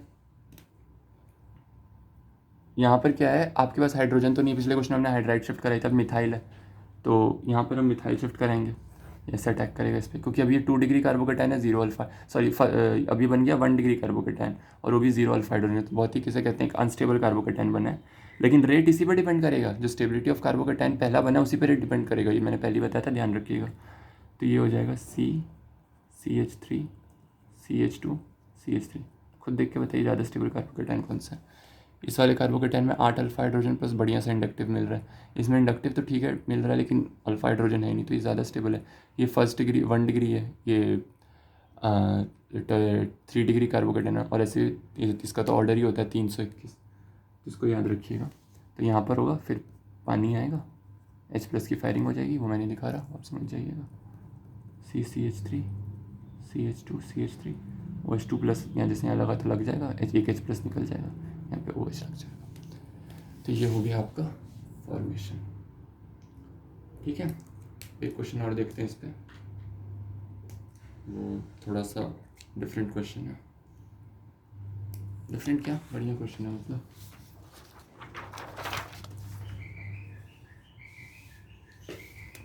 SN1 रिएक्शन क्या, अभी जैसे मैं बता रहा हूँ ना, SN1 बाद में आपको देखना पड़ेगा कि कहाँ SN1 करा है, कहाँ SN2 करा है। जिसमें क्वेश्चन में डायरेक्ट आ गया कि जैसे हिमांशु पांडे में तो बहुत क्वेश्चन है कि SN1 का रेट बता दो, 4 कंपाउंड दिए हुए हैं, तो उससे बड़ी अच्छी कंसेप्ट क्लैरिटी आ जाती है, वो भी कराऊंगा मैं। कंपाउंड इस तरह का है,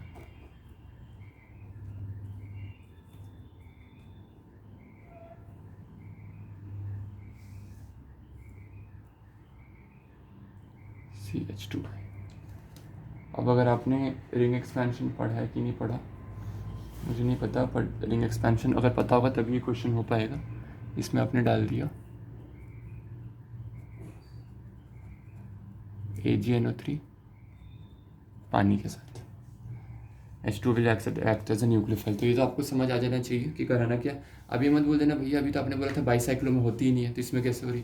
भैया कार्बोकेटाइन यहाँ नहीं बनेगा, लीविंग ग्रुप यहाँ अटैच नहीं है, इस बात का ध्यान रखना।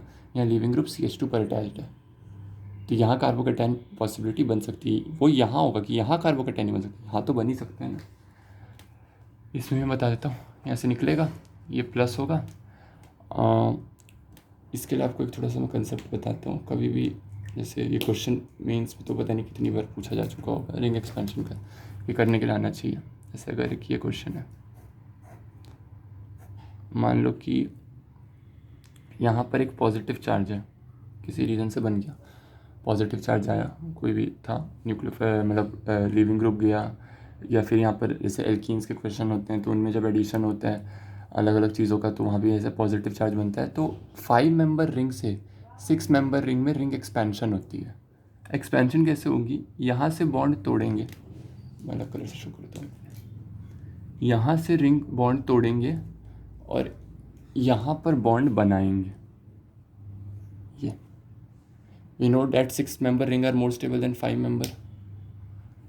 तो इस कारण से क्या होगा, जो नया हमारे पास कंपाउंड बनेगा वो बनेगा कुछ इस टाइप का। और इसको मतलब जैसे अगर आपको करना हो तो सबसे अच्छा, जैसे मान लीजिए यहाँ पे एक मिथाइल भी लगाओ, अब समझ नहीं आ रहा होगा कार्बोकेटाइन कहाँ बनेगा, तो इसको आप नंबरिंग कर दीजिए। ये बन गई ना 1 2 3 4 5 6, नंबरिंग कर दी।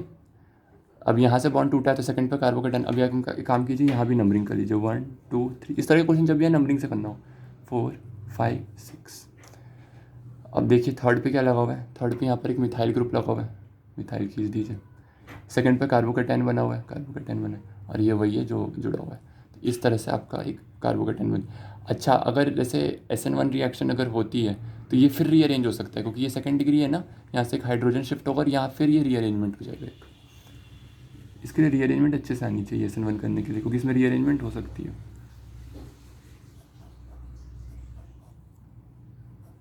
यहाँ पर आ जाएगा, यहाँ से यहाँ पे जो हाइड्रोजन है ना वो यहाँ शिफ्ट होगा और ये यहाँ पर आ जाएगा, तो यहाँ का कार्बोकेटाइन तो ये हो गई। तो इस उसी तरह से जो ये वाला क्वेश्चन है इसमें भी क्या होगा, रिंग एक्सपेंशन होगा। ये वाला क्वेश्चन आपको दिख रहा है, इसमें क्या होगा, बॉन्ड टूटेगा, रिंग यहाँ से एक्सपैंड हो जाएगी। एक्सपैंड होने के बाद जब आप देखेंगे तो आपको कुछ इस टाइप का स्ट्रक्चर मिल जाएगा। रिंग में एक मेंबर बढ़ जाएगा, एक ही बढ़ता है, ज़्यादा नहीं बढ़ता है। हाँ, मान लीजिए रिपीटेड है कि मान लीजिए पहले ऐसे कुछ क्वेश्चंस होते हैं मतलब हाइड्रोकार्बन्स और एल्काइल हैलाइड्स में भी कि 1-2 बार रिंग एक्सपेंशन हो गया, 4 से 5 बन गए, 5 से 6 तक चला गया वो किसी कारण से, तो वो अलग केस होगा। पर एक बार में एक ही मेंबर बढ़ेगा रिंग में। तो इसमें क्या होगा, जैसे वही CH2 प्लस से था तो यहाँ से बॉन्ड खुला, कार्बोकेटाइन आया यहाँ पे, उसके बाद यहाँ से OH पे उसका जैसे कार्बोकेटाइन बना, कार्बोकेटाइन फिर रीअरेंज हो गया रिंग एक्सपेंशन के थ्रू और वहाँ पर आके OH प्लस का अटैक हो गया। अब तब ये मत सोचना कि भैया ये बाईसाइक्लो यहाँ बाईसाइक्लो नहीं रह जाएगा, जब ये बॉन्ड टूट जाएगा तभी बाईसाइक्लो नहीं रह जाएगा। बाईसाइक्लो तो तब तक है जब तक ये वाला स्ट्रक्चर आपके पास है, बात को ध्यान रखिएगा। बाईसाइक्लो तब तक है जब तक ये वाला स्ट्रक्चर आपके साथ है, जो दिख रहा है 2 रेक्टेंगल साइड से। जैसी ये टूटा बॉन्ड, यहाँ पे कार्बोकेटाइन आराम से बन सकता है, एक अच्छा खासा कार्बोकेटाइन बनेगा और उस पर क्या होगा, OH का अटैक हो जाएगा और यहाँ पे रिंग एक्सपैंड हुई और OH आके लग गया। अब फिर ये बाईसाइक्लो है। अब यहाँ पर सब्स्टिट्यूशन नहीं करा सकते आप, यहाँ पर नहीं है कि आपने इससे स्ट्रॉन्ग न्यूक्लियोफाइल डाल के कुछ भी तरह करके आपने यहाँ पे सब्स्टिट्यूशन करेगा, कार्बोकेटाइन बनेगा ही नहीं, SN2 हो गई तो रिएक्शन ट्रांजिशन स्टेट फेवरेबल नहीं होगी। तो इस बात को आप याद रखिएगा। अब हमने क्या किया, SN2 SN1 हमारे रिएक्शन की जो थ्योरी थी, अभी क्वेश्चन नहीं हुए हैं लेकिन दोनों की थ्योरी अच्छी खासी कंप्लीट हो गई है टिल JEE एडवांस लेवल। बाकी तो क्वेश्चन होंगे तो उसमें और नए नए कंसेप्ट आपको जैसे जैसे आप क्वेश्चन प्रैक्टिस करेंगे मैं भी करूँगा बताएंगे। तो हम एक ज़रा कंपैरिजन करते हैं SN2 और SN1 का कंपैरिजन। इस साइड आप लिख लीजिए SN2, इस साइड लिख लीजिए SN1, बीच में एक मार्कर डाल दीजिए। मैंने PDF नोट्स अपलोड किए थे जो पार्ट 1 वीडियो में, उसमें SN1 और SN2 दोनों के नोट्स अपलोडेड हैं एक ही साथ, तो मैं उसको बार बार नहीं अपलोड करूँगा। तो अगर आपको नोट्स चाहिए तो पहला जो लेक्चर है SN2 का, आप उसी से देख लीजिएगा। अब पहला जो पॉइंट ऑफ डिफरेंस आता है वो सबस्ट्रेट पर आता है। सबस्ट्रेट, इसमें क्या ऑर्डर होता है? इसमें जो ऑर्डर होगा वो होगा 123 का।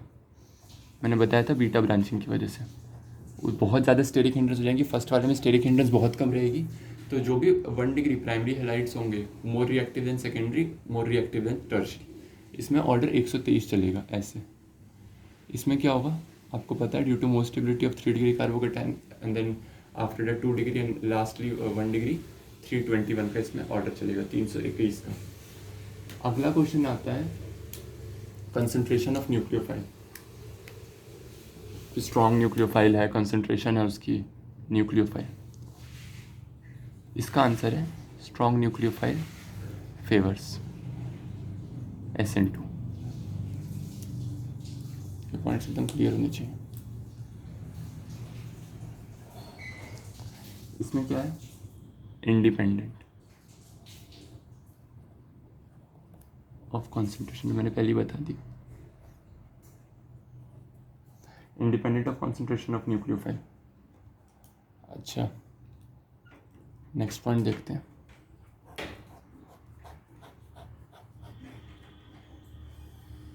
नेक्स्ट पॉइंट देखते हैं सॉल्वेंट।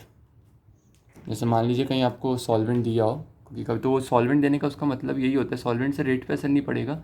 सॉल्वेंट देने का मतलब होता है कि आपको क्वेश्चन में SN2 करानी है कि SN1 करानी है, PPS। मैंने पिछली क्लास में रीज़न ही बताया था। PS होता है polar aprotic solvent, proton donor नहीं होता, हाइड्रोजन बॉन्ड नहीं बनाता, जिससे न्यूक्लियोफिलिसिटी घटती नहीं है, और न्यूक्लियोफिलिसिटी घटेगी नहीं तो SN2 को प्रमोट करेगा। PPS होता है पोलर प्रोटिक सॉल्वेंट, आज की क्लास में बताया, हाइड्रोजन बॉन्ड बनाता है, सॉल्वेशन करता है कार्बोकेटाइन का, इंटरमीडिएट कार्बोकेटाइन स्टेबलाइज होता है PPS में, और कार्बोकेटाइन अगर स्टेबलाइज होगा तो हमारा फ़ायदा है SN1 रिएक्शन के रिस्पेक्टिव में। वीडियो में कहीं SN1 SN2 उल्टा आगे पीछे हो गया होगा तो ध्यान रखिएगा। मैं बोलते बोलते फ्लो में कभी SN2 का SN1 बोल गया हूँगा तो उसको ज़्यादा माइंड मत करना। अब बात आती है अगली stereochemistry. Stereo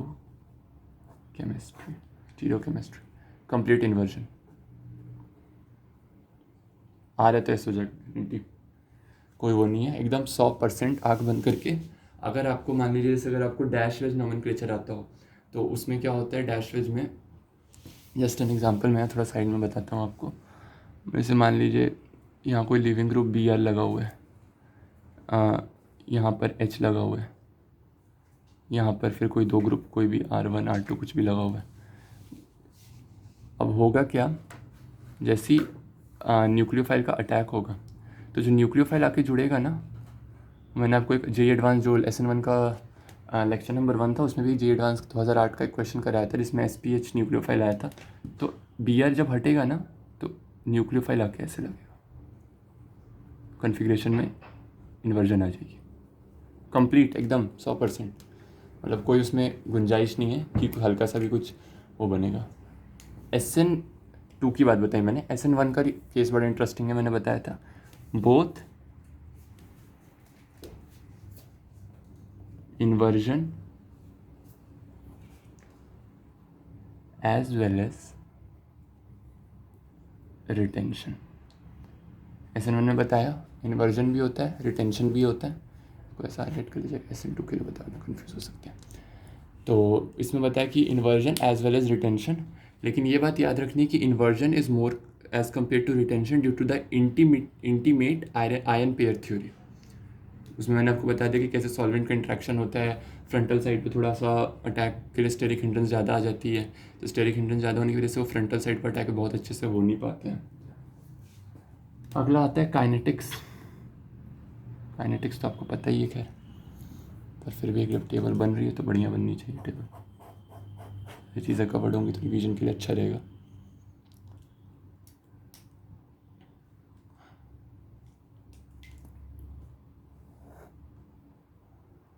kinetics second order कैसे, रेट इज इक्वल्स टू के, SUB का मतलब सबस्ट्रेट है, सबस्ट्रेट न्यूक्लियोफाइल दोनों की कॉन्सेंट्रेशन पर डिपेंड करता है। Rate first order first order kinetics के सबस्ट्रेट को 4 गुना कर दिया, रेट 4 गुना हो जाएगा SN1 में। न्यूक्लियोफाइल को 10 गुना भी कर दिया, कोई असर नहीं पड़ेगा। SN2 में क्या होगा, सबस्ट्रेट को 3 गुना कर दिया, 3 गुना बढ़ जाएगा। न्यूक्लियोफाइल को 3 गुना घटा दिया, कोई असर नहीं पड़ेगा क्योंकि 3 गुना सबस्ट्रेट बना, 3 गुना न्यूक्लियोफाइल घट गया। तो नेट मिला के रेट में कोई चेंज नहीं आया। लेकिन अगर 3 गुना ये बढ़ गया, 3 गुना ये भी बढ़ गया, तो टोटल 9 टाइम्स का अंतर आ जाएगा पुराने रेट से। लास्ट एक पॉइंट आता है regarding the rearrangement. Not possible, simple. Rearrangement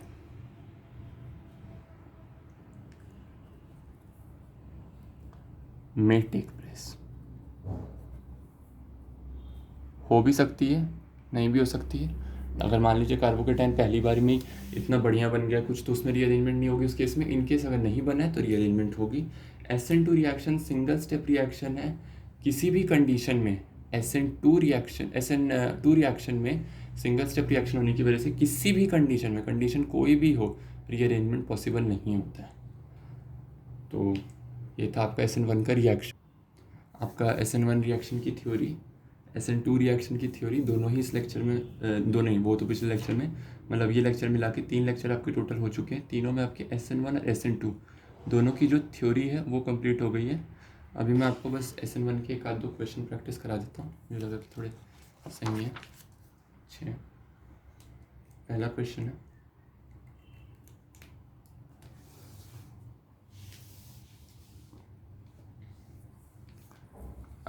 जैसे रेट ऑफ SN1 बताना है आपको, 4 कंपाउंड में आपको दे रहा हूँ। पहला क्वेश्चन है,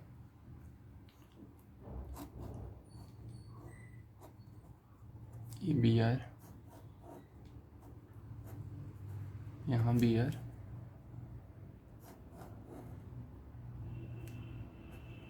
CH2Br,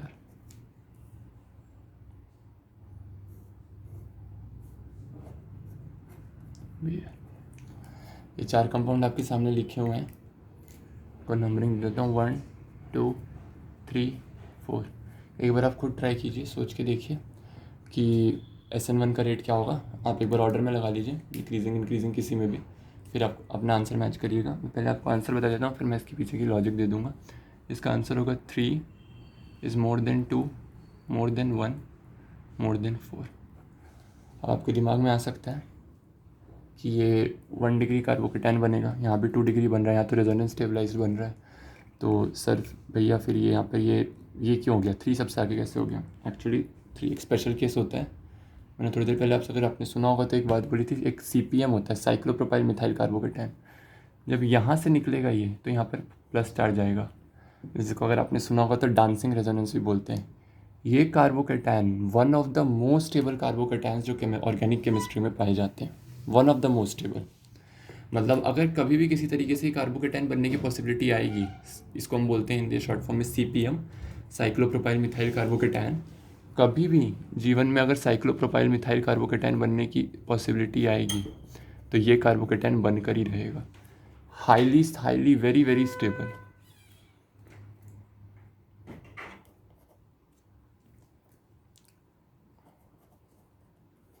ये बेंजाइल 3 डिग्री, ये सब इसके सामने मतलब कुछ भी नहीं है, हाईली स्टेबल।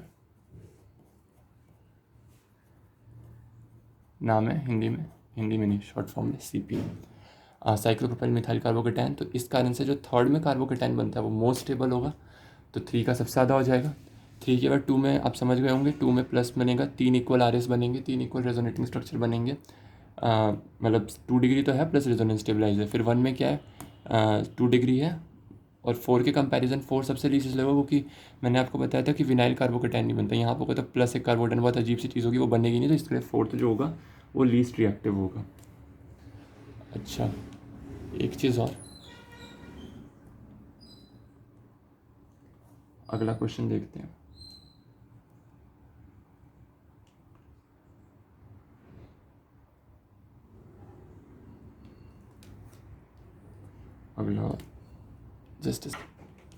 अगला क्वेश्चन लिख रहा हूँ मैं आप लोग के सामने।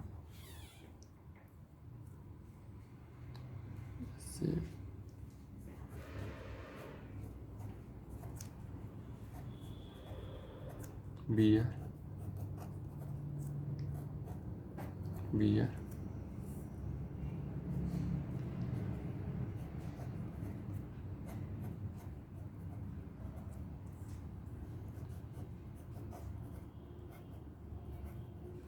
फिर बी आर। पहले खुद सोचिए आंसर क्या होना चाहिए आपके अनुसार, फिर मैं बताता हूँ। लेबलिंग कर लीजिए 1 2 3 4। पहले सोचिए होना क्या चाहिए, फिर मैं आंसर बताता हूँ। जो इसका आंसर है आप लोगों ने वैसे सोच ही लिया होगा, इसका आंसर होगा 3 more than 2 more than 1 more than 4। 4 अभी थोड़ी देर पहले बताया था, एराइल है। एराइल कार्बोकेटाइन जो यहाँ होता है वो बनता ही नहीं है, लीस्ट स्टेबल हो जाएगी ये चीज़, मतलब हाईली अनस्टेबल, हाईली अनस्टेबल, देगी ही नहीं SN1 रिएक्शन। तो जब नहीं देगी तो फिर हम उसको सबसे लास्ट पे रखेंगे। टर्शरी है, बेंजाइल कार्बोकेटाइन तो बन ही रहा है, साथ साथ 2+ आई इफेक्ट, हाइपर कॉन्जुगेशन सब एकदम बढ़िया मिल रहा है इसको हाइपर कॉन्जुगेशन इंडक्टिव दोनों मिल रहा है, थोड़ा उससे कम मिल रहा है थर्ड वाले, तो थर्ड से सेकंड नंबर पर आया। और सबसे अच्छा ये चल रहा है जो आपका ये फर्स्ट वाला है। ठीक है, 1-2 क्वेश्चन और देखते हैं।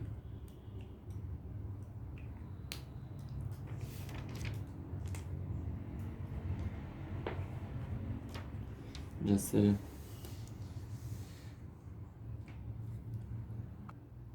ये लास्ट क्वेश्चन होगा जो आज के लेक्चर में मैं आपको दे रहा हूँ, इसको भी एक बार ट्राई ज़रूर कीजिए।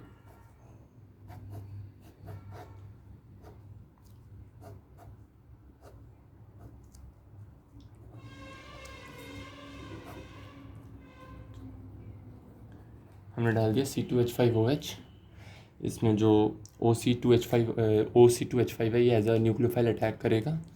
अब पहले तो आपको देखना है कि इसमें रिएक्शन कौन सी करानी है। अब वैसे तो जो OR- होता है वो एक स्ट्रॉन्ग न्यूक्लियोफाइल होता है, जैसे ये OC2H5- है, स्ट्रॉन्ग न्यूक्लियोफाइल है। पर आप मेन इसमें जब हम देखते हैं सबसे पहले हम देखते हैं स्टेरिक हिंड्रेंस कि कौन से डिग्री का हैलाइड है। अब आप देखिए यहाँ पर इतना तगड़ा स्टेरिक हिंड्रेंस है कि 3 डिग्री में तो ऐसी 0 SN2 होती, तो SN2 तो इसमें होने से रही। इसमें हम कराएंगे SN1 रिएक्शन, और SN1 रिएक्शन इसमें अगर आपने OC2H5 को यहाँ, जैसे आपका इंटरमीडिएट ऐसा बनेगा, ऐसे, यहाँ ऐसे नहीं, यहाँ पे प्लस चार्ज आएगा। अगर आपने यहाँ पर OC2H5 लगा दिया, OC2H5 हाँ यहाँ लगा दिया, चाहे पीछे से मतलब डैश वैश कैसे भी लगा दिया, उससे फ़र्क नहीं पड़ता इन्वर्जन रिटेंशन का। अगर आपने ये बना दिया तो आपका आंसर हो जाएगा गलत, क्योंकि अभी मैंने थोड़ी देर पहले बताया था जब भी रिंग के बाहर, रिंग पे नहीं, मान लीजिए यहाँ पॉजिटिव चार्ज होगा वो नहीं, अगर रिंग के बाहर पॉजिटिव चार्ज है तो रिंग एक्सपेंशन होगी, 5 मेंबर से 6 मेंबर बनेगा। ये मत सोचना कि कभी 6 मेंबर की रिंग पे बाहर होगा तो 7 मेंबर बन जाएगा, उसमें 7 मेंबर नहीं बनता है। इनफैक्ट अगर 7 मेंबर रिंग है तो उसमें 6 मेंबर बनेंगे, वो रिंग कॉन्ट्रैक्शन का एग्जांपल होता है। तो वो जब मैं रिंग एक्सपेंशन रिंग कॉन्ट्रैक्शन बताऊंगा तब समझा दूंगा। अभी के लिए आप इतना समझिए कि जब ये इंटरमीडिएट यहाँ से ऐसे बनाएगा तो ये कुछ इस तरीके से होगा, यहाँ पे पॉजिटिव चार्ज आएगा, पॉजिटिव चार्ज आएगा, फिर मैंने जैसे आपको बताया था करना, बॉन्ड यहाँ से साइड से टूटेगा, यहाँ से टूटेगा और यहाँ से बॉन्ड जुड़ेगा ऐसे। नंबरिंग कर दीजिए 1 2 3 4 5 6 मेंबर रिंग बन गई।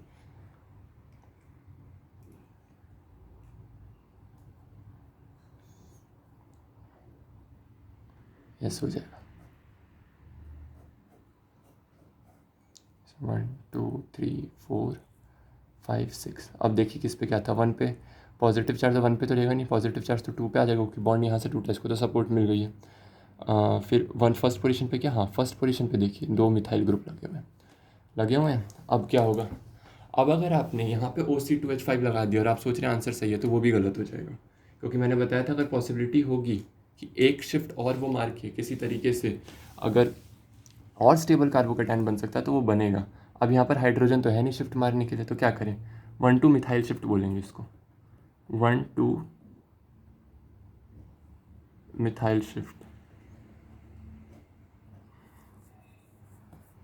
ये जो प्रोडक्ट है ये कुछ ऐसा बन जाएगा, ये यहाँ पर आ जाएगा और यहाँ पर आ जाएगा कार्बोकेटाइन।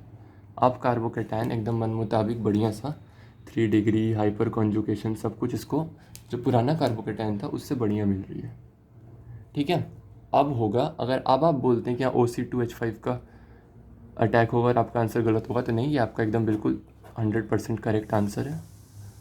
ये प्रोडक्ट इसमें फाइनल बनेगा। तो आपने देखा कि हमने रिएक्शन स्टार्ट कहाँ से की थी, हमने रिएक्शन स्टार्ट की थी यहाँ से। हम कितना मतलब इस कंपाउंड से, बहुत बच्चे जिनको रिंग अरेंजमेंट नहीं पता होगा, रिंग एक्सपेंशन वगैरह नहीं पता होगा, वो यहाँ यहीं लगा कर आ जाएंगे, पर यहाँ नहीं लगाना, यहाँ से एक्सपैंड होगा, यहाँ से फिर बॉन्ड पॉजिटिव चार्ज आते ही बॉन्ड टूटेगा, बॉन्ड यहाँ से ऐसे खुलेगा, खुलने के बाद फिर एक और बार मिथाइल शिफ्ट होगी, और मिथाइल शिफ्ट के बाद टोटल आपका ये जो पूरा प्रोसेस है वो कंप्लीट होगा SN1 रिएक्शन का। तो ये लास्ट क्वेश्चन था जो मैंने आज आपको कराया। अब जरा मैं एक बार जो भी मैंने आज पूरा आपको SN1 रिएक्शन में पढ़ाया, मैं उसको एक बार जरा समराइज़ करने की कोशिश करता हूँ, ताकि आपके दिमाग में चीज़ें थोड़ी थोड़ी सेटअप होनी स्टार्ट हो।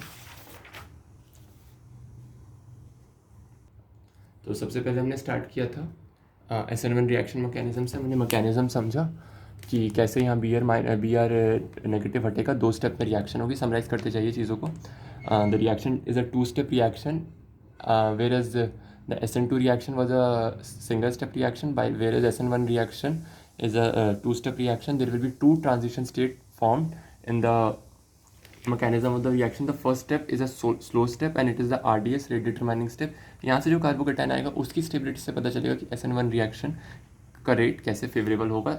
मैंने एक और बात बताई थी कि कभी भी रीअरेंज्ड कार्बोकेटाइन अगर इसके बाद और मान लीजिए स्टेबल होता है तो रेट उससे नहीं, रेट इसी से देखा जाएगा। The rate of the SN1 reaction is checked by the first form carbocation and not the rearranged one. तो यहाँ पर फर्स्ट स्टेप RDS से स्लो है, कार्बोकेटाइन बना, फिर अगला फास्ट स्टेप में OH माइनस का अटैक हुआ और सेकंड ट्रांजिशन स्टेट बनी, OH माइनस जुड़ा, पहले में Br माइनस हटा था। और एक नोट लिखवाया कि most stable carbocation is directly proportional to the rate of SN1 reaction.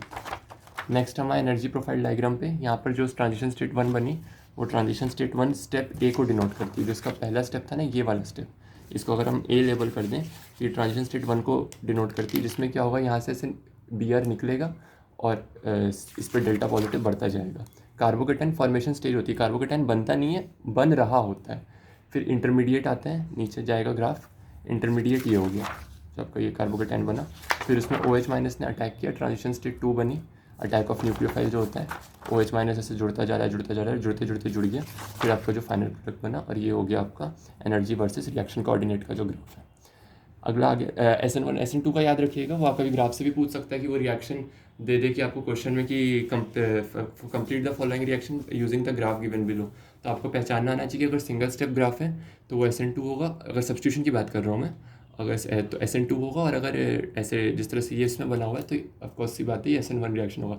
ये ग्राफ और मल्टी स्टेप में जा सकता है, एक इंटरमीडिएट बना, इसलिए अगर मान लीजिए फिर से रीअरेंजमेंट होगी जैसे हमने लास्ट केस में देखा, तो और इसमें पीक्स और डिप्रेशंस आएंगे। फिर काइनेटिक्स में देखा, rate of SN1 reaction is directly proportional to the concentration of substrate. SN2 में क्या था, न्यूक्लियोफाइल भी था, इसमें न्यूक्लियोफाइल की कंसंट्रेशन के इंडिपेंडेंट होता है। फिर इसमें सबसे इंपॉर्टेंट जो चीज़ हमने देखी वो हमने देखी इसकी स्टीरियो केमिस्ट्री। स्टीरियो केमिस्ट्री में इसके साथ प्रॉब्लम क्या थी कि जो इसमें अटैक दोनों तरफ से हो सकता है, OH जो है वो इधर से भी अटैक कर सकता है, इधर से भी अटैक कर सकता है। अब अटैक करे तो करे किधर से, तो हम बोलते हैं कि इसमें रेसमाइजेशन हो जाती है और 50-50% D और L फॉर्म या R और S फॉर्म बन जाते हैं। ठीक है, बन जाते हैं, लेकिन अगर आपसे एग्जामिनर थोड़ा स्ट्रेस दे के पूछे तो जो एक्चुअल डेटा है उसके अनुसार इन्वर्टेड प्रोडक्ट हल्का सा ज़्यादा बनता है as compare to the retention product. अब ऐसा क्यों होता है वो मैंने आपको एक थ्योरी के नाम से बताया, जिसका नाम मैंने आपको बताया था इंटीमेट आयन पेयर थ्योरी, और इसमें लिखा था कि नोट में in SN1 reaction racemisation is not 100%, inversion is more predominant than retention. Intimate ion pair theory में मैंने आपको क्या बताया कि जब ये RH प्लस ये कोवेलेंट बॉन्ड टूटेगा, यहाँ पर आयन फॉर्मेशन होगी, तो X माइनस का इससे भी इंटरेक्शन हो सकता है, जो सॉल्वेंट डला हुआ है उससे भी ये इंटरेक्ट करता है, ये इंटरेक्ट करता है। तो फ्रंटल साइड पे क्या होता है ना, बहुत ज़्यादा स्टेरिक हिंड्रेंस की वजह से फ्रंटल साइड पे as compare to back side attack कम हो पाता है, और कम होने की वजह से जो इन्वर्टेड प्रोडक्ट होता है, क्योंकि जब देखिए बैक साइड से अटैक होगा तो प्रोडक्ट इन्वर्टेड बनेगा, ये बात तो कन्फर्म है। तो बैक साइड अटैक की वजह से क्या होता है, इस पर इन्वर्टेड प्रोडक्ट की संख्या जो होती है वो रिटेंशन प्रोडक्ट की संख्या से थोड़ी ज़्यादा हो जाती है। इन केस जैसे अगर आप इन्वर्टेड प्रोडक्ट की देखेंगे 51 52 थोड़ा 50% से ज़्यादा होगी, और जो रिटेंशन प्रोडक्ट होगा वो 50% से कम होगा। इस बात को आप अपने माइंड में रखिएगा। फिर मैंने दिखाया कि रीअरेंजमेंट ऑफ इंटरमीडिएट कार्बोकेटाइन कैसे हो सकता है। बहुत छोटा सा एग्जांपल था कि स्लो स्टेप आरडीएस में जो पहला कार्बोकेटाइन बनेगा, यहाँ कार्बोकेटाइन बना, फिर हाइड्राइड शिफ्ट हो गई। मैंने माइग्रेटरी एप्टीट्यूड नाम से एक चीज़ बताई। जब पिनाकोलोन रीअरेंजमेंट अल्कोहल फिनॉल ईथर में बताऊंगा, तो आप वहाँ बताऊंगा कि और भी तरह के किस तरह के, जैसे मैंने एक क्वेश्चन लिखा था फिर मैंने काट दिया कि वहाँ बताऊंगा कि इन दोनों में कौन सा ज़्यादा, किसका ज़्यादा अच्छा माइग्रेटरी एप्टीट्यूड होगा और कैसे देखते हैं माइग्रेटरी एप्टीट्यूड। जैसे एक ऑर्डर में सबसे इंपॉर्टेंट बेसिक याद होना चाहिए, हमारा प्यारा Rajasthan, H phenyl R, R से मतलब एल्काइल, 1,2 हाइड्राइड शिफ्ट होती है और 1,2 hydride shift is not RDS. तो अगर मैंने यहाँ लिख दिया आरडीएस तो मतलब आपको जो पहला स्टेबल कार्बोकेटाइन है जो भी बने, वो जैसा भी बने आपको उसी से डिटरमाइन करना है, नॉट द मोर स्टेबल। यहाँ ये ज़्यादा स्टेबल बन गया है। मान लीजिए आपके पास दो रिएक्शन आती है जहाँ पे सेकंड कार्बोकेटाइन जो बन रहा है वो ज़्यादा स्टेबल बन रहा है, तो आपको उससे आपको बस फर्स्ट की देखनी है। अगर फर्स्ट भी ज़्यादा स्टेबल बन रहा है तो SN1 का रेट उसमें ज़्यादा होगा। If it is not more than stable then the second, तो SN1 का रेट उसमें उस कंपेरेटिवली कम होगा। ये मैंने यहाँ पे नोट भी लिखा था, rate of SN1 is determined by the first formed carbocation and not the rearranged one. ठीक है, उसके बाद आ गए थे हम factors affecting SN1 reaction. Factors affecting SN1 reaction में हमने देखा नेचर ऑफ सबस्ट्रेट, जितना स्टेबल कार्बोकेटाइन में, तब से एक ही बात बोल रहा हूँ कि सबसे ज़्यादा इसमें इंपॉर्टेंट है कार्बोकेटाइन की स्टेबिलिटी देखना। जितना स्टेबल कार्बोकेटाइन उतना ज़्यादा SN1 का रेट। जैसे तो यहाँ पे 3 डिग्री है और कार्बोकेटाइन की स्टेबिलिटी अगर आपको बेसिक भी पता था, आपको पता होगा कि 3 degree is more stable then 2 degree, more stable then 1 degree. तो 321 का ऑर्डर इसमें चलता है, तो 321 के ऑर्डर के चलते ये ज़्यादा रिएक्टिव होगा अल्काइल हैलाइड, ये उससे कम होगा, ये उससे कम होगा और सबसे कम होगा। इन दोनों में मैंने क्यों बताया था कि ये 1 और दोनों ही 1 डिग्री, ये दोनों ही प्राइमरी है, पर इसमें क्या इंडक्टिव ज़्यादा है। जब एक इफेक्ट हमारा कम बराबर हो जाता है तो हम दूसरे पे जाते हैं। ठीक है, फिर मैंने आपसे एक क्वेश्चन पूछा था कि इन दोनों में SN1 का रेट किस में ज़्यादा होगा। तो अगर आपको लगता है कि SN1 का रेट इसमें ज़्यादा होगा तो आपका आंसर गलत है। रीज़न बीइंग, इसकी जो स्टेबिलिटी होगी वो इसके प्लस आई माना इसका बहुत ज़्यादा है, पर जब हम कार्बोकेटाइन की स्टेबिलिटी देखते हैं GOC में तो हम ये देखते हैं कि hyper conjugation is a very very much dominant effect, less hyper conjugation relatively. Less क्या मतलब, इसमें तो है ही नहीं, इसमें अल्फा हाइड्रोजन तो 0 है, तो नो इसमें हाइपर कॉन्जुगेशन। लेकिन इसमें क्या हाइपर कॉन्जुगेशन है, मोर हाइपर कॉन्जुगेशन, 3 अल्फा हाइड्रोजन है इसके पास। तो हाइपर कॉन्जुगेशन की वजह से ये कार्बोकेटाइन ज़्यादा स्टेबल होगा, क्योंकि कार्बोकेटाइन की स्टेबिलिटी में the hyperconjugation effect is considered as a more dominant effect as compare to the plus I effect. फिर एक सेकंड क्वेश्चन देखा बेंजाइल और इसका, ये क्या है, एक ऑर्डर बेस्ड क्वेश्चन है जो कार्बोकेटाइन की स्टेबिलिटी देखी गई, फिर उसको रीजनिंग भी एक्सप्लेन की गई, उसमें मैं नहीं जाना। कि एक्सपेरिमेंटल डेटा के अनुसार जो ये वाला कार्बोकेटाइन है 9 अल्फा हाइड्रोजन वाला, वो बेंजाइल से ज़्यादा होता है। बहुत लोगों को लगता है कि एरोमेटिक, बात सही भी है कि एरोमेटिक ज़्यादा होते हैं स्टेबल, पर ये जो बेंजाइल वाला, ये जो 9 अल्फा हाइड्रोजन जब मिल जाते हैं तो स्टेबिलिटी एक्सपोनेंशियली इससे ज़्यादा हो जाती है। तो बेंजाइल कार्बोकेटाइन से वो ज़्यादा होता है। फिर हमने देखा presence of C double bond O group at beta position make the substrate least reactive. SN2 में यही चीज़ हाईएस्ट रिएक्टिव में चली गई थी, 10⁵ टाइम्स। पहले लेक्चर में मैंने बताया है कि अगर C double bond O group हो बीटा पोजीशन पे तो SN2 के लिए हाईली रिएक्टिव, मोस्ट रिएक्टिव, लेकिन इसमें क्या होगा, लीस्ट रिएक्टिव। फिर हमने थर्ड चीज़ देखी बेंजाइल हेलाइड्स और एलाइल हेलाइड्स, ये हाईली रिएक्टिव होते हैं। क्यों? क्योंकि इनमें जो कार्बोकेटाइन बनता है, जैसे बेंजाइल में ये वाला बनेगा तो ये एरोमेटिसिटी से बहुत अच्छा स्टेबलाइजेशन मिल रहा है, ये है, ये भी रेजोनेंस से स्टेबलाइजेशन मिल रहा है, तो मतलब बढ़िया कार्बोकेटाइन है। तो कार्बोकेटाइन अगर अच्छा बनेगा तो वो उस चीज़ को फेवर करेगी। फिर हमने देखा एराइल हेलाइड्स और विनाइल हेलाइड्स का एग्जांपल, ये SN1 में भी लीस्ट रिएक्टिव होते हैं, ये कह दीजिए होते ही नहीं रिएक्टिव, और SN2 में भी सेम रीज़न है इनका। रीज़न सेम नहीं है। SN2 में क्या होता है, ट्रांजिशन स्टेट अनस्टेबल बनती है, क्योंकि जो प्लस चार्ज आता है वो बहुत ही एक तो उसमें इस कारण, तो इसका तो कारण उसमें पार्शियल डबल बॉन्ड कैरेक्टर होता है, मैंने उसमें बताया था SN2 में कम रिएक्टिव होने का। लेकिन इसका में SN1 में क्या होता है, ये जो कार्बोकेटाइन बन रहा है, ये कार्बोकेटाइन ऐसे, ये कार्बोकेटाइन या ये कार्बोकेटाइन ये बनते ही नहीं है। तो जब ये कार्बोकेटाइन हाईली अनस्टेबल होने की वजह से बनते नहीं है तो इनमें रिएक्शन भी नहीं होती है। फिर है बाइसाइक्लो कंपाउंड्स SN1 रिएक्शन दिखाते ही नहीं है, पर फिर भी अगर एग्जाम में JEE एडवांस में वो आपसे इस तरह का क्वेश्चन पूछ दे कि आप कंपेयर कराओ फिर भी हाइपोथेटिकली, तो आपको उसमें क्या करना है, मोर नंबर ऑफ ब्रिज कार्बन्स देख के इसको मोस्ट रिएक्टिव बोलना, उससे कम ये और उससे कम ये क्योंकि यहाँ ना कार्बोकेटाइन की स्टेबिलिटी, मतलब कार्बोकेटाइन फॉर्मेशन ही पॉसिबल नहीं, स्टेबिलिटी तो दूर की बात है, बनेगा ही नहीं। तो जब बनेगा ही नहीं तो रिएक्शन की बात नहीं होती। पर फिर भी अगर किसी भी तरह कोई मतलब हाइपोथेटिकल क्वेश्चन आता है तो हम मोर नंबर ऑफ ब्रिज कार्बन देखते हैं। फिर इन दोनों में हमने क्यों किया, क्योंकि इन दोनों में हमने बेटर LG देखा, जो ज़्यादा बेटर लीविंग ग्रुप है ये है तो ये ज़्यादा हो जाएगा। फिर आया nature of solvent. Nature of solvent मैंने आपको बताया कि जो पीपीएस होते हैं वो एच बॉन्डिंग दिखाते हैं और इस कारण से क्या है वो सॉल्वोलिसिस करके इंटरमीडिएट कार्बोकेटाइन को स्टेबलाइज हो जाता है। इंटरमीडिएट जो कार्बोकेटाइन होता है वो पीपीएस में सॉल्वलाइज हो जाता है, अच्छे से स्टेबलाइज हो जाता है। अगर आपसे कभी सॉल्वोलाइसिस का भी ऑर्डर पूछता है तो directly first check the stability of carbocation. जो कार्बोकेटाइन की स्टेबिलिटी का ऑर्डर होगा सेम ऑर्डर सॉल्वोलिसिस का होगा। अगर आपको कोई ऐसे कंपाउंड्स देके सॉल्वोलिसिस का ऑर्डर पूछता है, ऐसे सब्स्टिट्यूशन रिएक्शंस की मैं बात कर रहा हूँ। पीएएस में मैंने आपको बताया था SN2 रिएक्शन में कि उनमें वो प्रोटॉन डोनर्स नहीं होते, हाइड्रोजन बॉन्ड नहीं फॉर्मेशन करते, जिससे न्यूक्लियोफिलिसिटी डिक्रीज नहीं होती और न्यूक्लियोफिलिसिटी जितनी बढ़ेगी SN2 उतना बढ़ेगा। लेकिन SN1 में पीपीएस होते हैं। उसमें मैंने पीएएस के कुछ बहुत सारे आपको DMF, DMSO, एसीटोन वगैरह एग्जाम्पल कराए थे। इसमें मैंने एक एग्जाम्पल आपको बेस्ट एग्जाम्पल दिया H2O, पानी। अच्छा, अब नेक्स्ट हम आ जाते हैं effect of leaving group. Leaving group का क्या इफेक्ट होता है वो हमने देख लिया। जो गुड लिविंग ग्रुप होते हैं वो दोनों में SN1 हो चाहे SN2 हो, दोनों में फेवर करते हैं। अगली चीज़ आ गई strength and concentration of nucleophile. SN2 में मैंने आपको बताया था डिपेंड करता है, SN1 में तो इंडिपेंडेंट है। आप न्यूक्लियोफाइल को 10 गुना कर दीजिए कोई असर नहीं पड़ेगा रिएक्शन पे, क्योंकि जो उसके काइनेटिक्स है, जो उसके काइनेटिक्स ऑब्जर्व किया गया उसमें सिर्फ वो सबस्ट्रेट की कंसंट्रेशन पर डिपेंड करता है, तो सिर्फ सबस्ट्रेट पर डिपेंड करेगा, जबकि SN2 में ऐसा नहीं होता है। फिर मैंने आपको एक चीज़ बताई कि अगर कभी आपको Ag+ से रिएक्शन कराता हुआ दिखे कि अगर आपको कुछ ऐसा डाल दिया गया हो कंपाउंड न्यूक्लियोफाइल के साथ जिसमें से Ag+ जनरेट होने की संभावनाएं हैं, जैसे AgCl हो गया, AgNO3 हो गया मैंने तो मतलब आपको SN1 मैकेनिज्म से जाना है। तो उस केस में आपको SN1 रिएक्शन मैकेनिज्म से जाना है। Ag+ अगर आपको दिखता है तो जैसे इसमें मैंने एक एग्जांपल कराया आपको कि कैसे इसमें तो एक अच्छा एग्जांपल था कि मिथाइल शिफ्ट हुई, प्लस बना यहाँ पे, उसके बाद यहाँ पे कार्बोकेटाइन बनने के यहाँ से मिथाइल शिफ्ट हुई, फिर H2O as a nucleophile attack किया, उसमें से H+ की फायरिंग हो जाती है, तो ये कंपाउंड आपका बन जाता है। उसके बाद हमने एक और क्वेश्चन देखा, उसके बाद ये वाला एक अच्छा क्वेश्चन था, बेहतरीन क्वेश्चन था कि इसमें क्या होगा।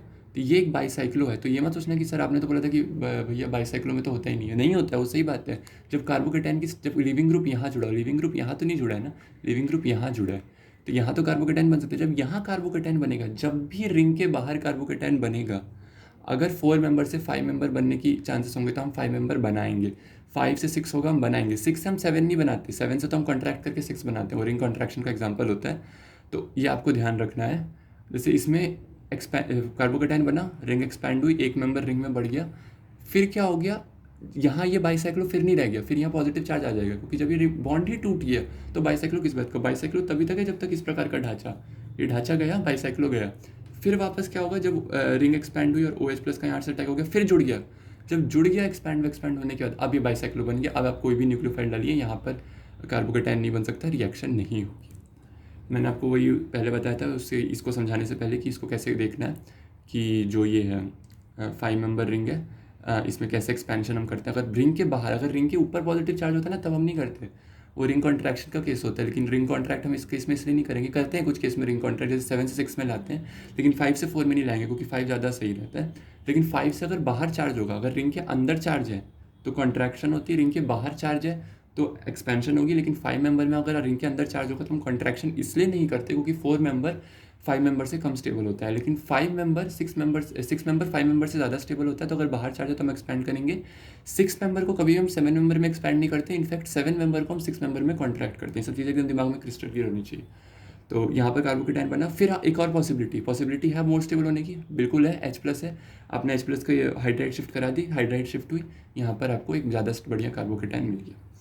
ठीक है, फिर हमने कंपेयर कर लिया, पूरा मैंने बता दिया। सबस्ट्रेट इसमें 123 का ऑर्डर है, उसमें 321 का ऑर्डर है। न्यूक्लियोफाइल स्ट्रॉन्ग न्यूक्लियोफाइल, इसमें independent of concentration of nucleophile.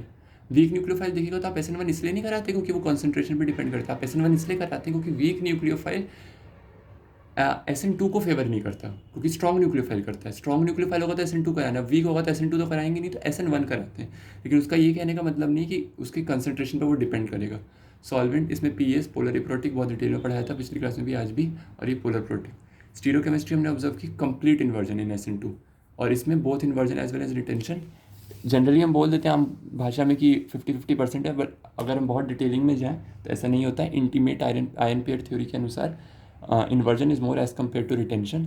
उसके बाद काइनेटिक सेकेंड ऑर्डर, फिर रेट इज इक्वल्स टू, इसमें हमने बता दिया कि सेकंड ऑर्डर है, दो चीज़ों पे डिपेंड कर रहा है, न्यूक्लियोफाइल सबस्ट्रेट दोनों, सिर्फ सबस्ट्रेट पे डिपेंड कर रहे हैं।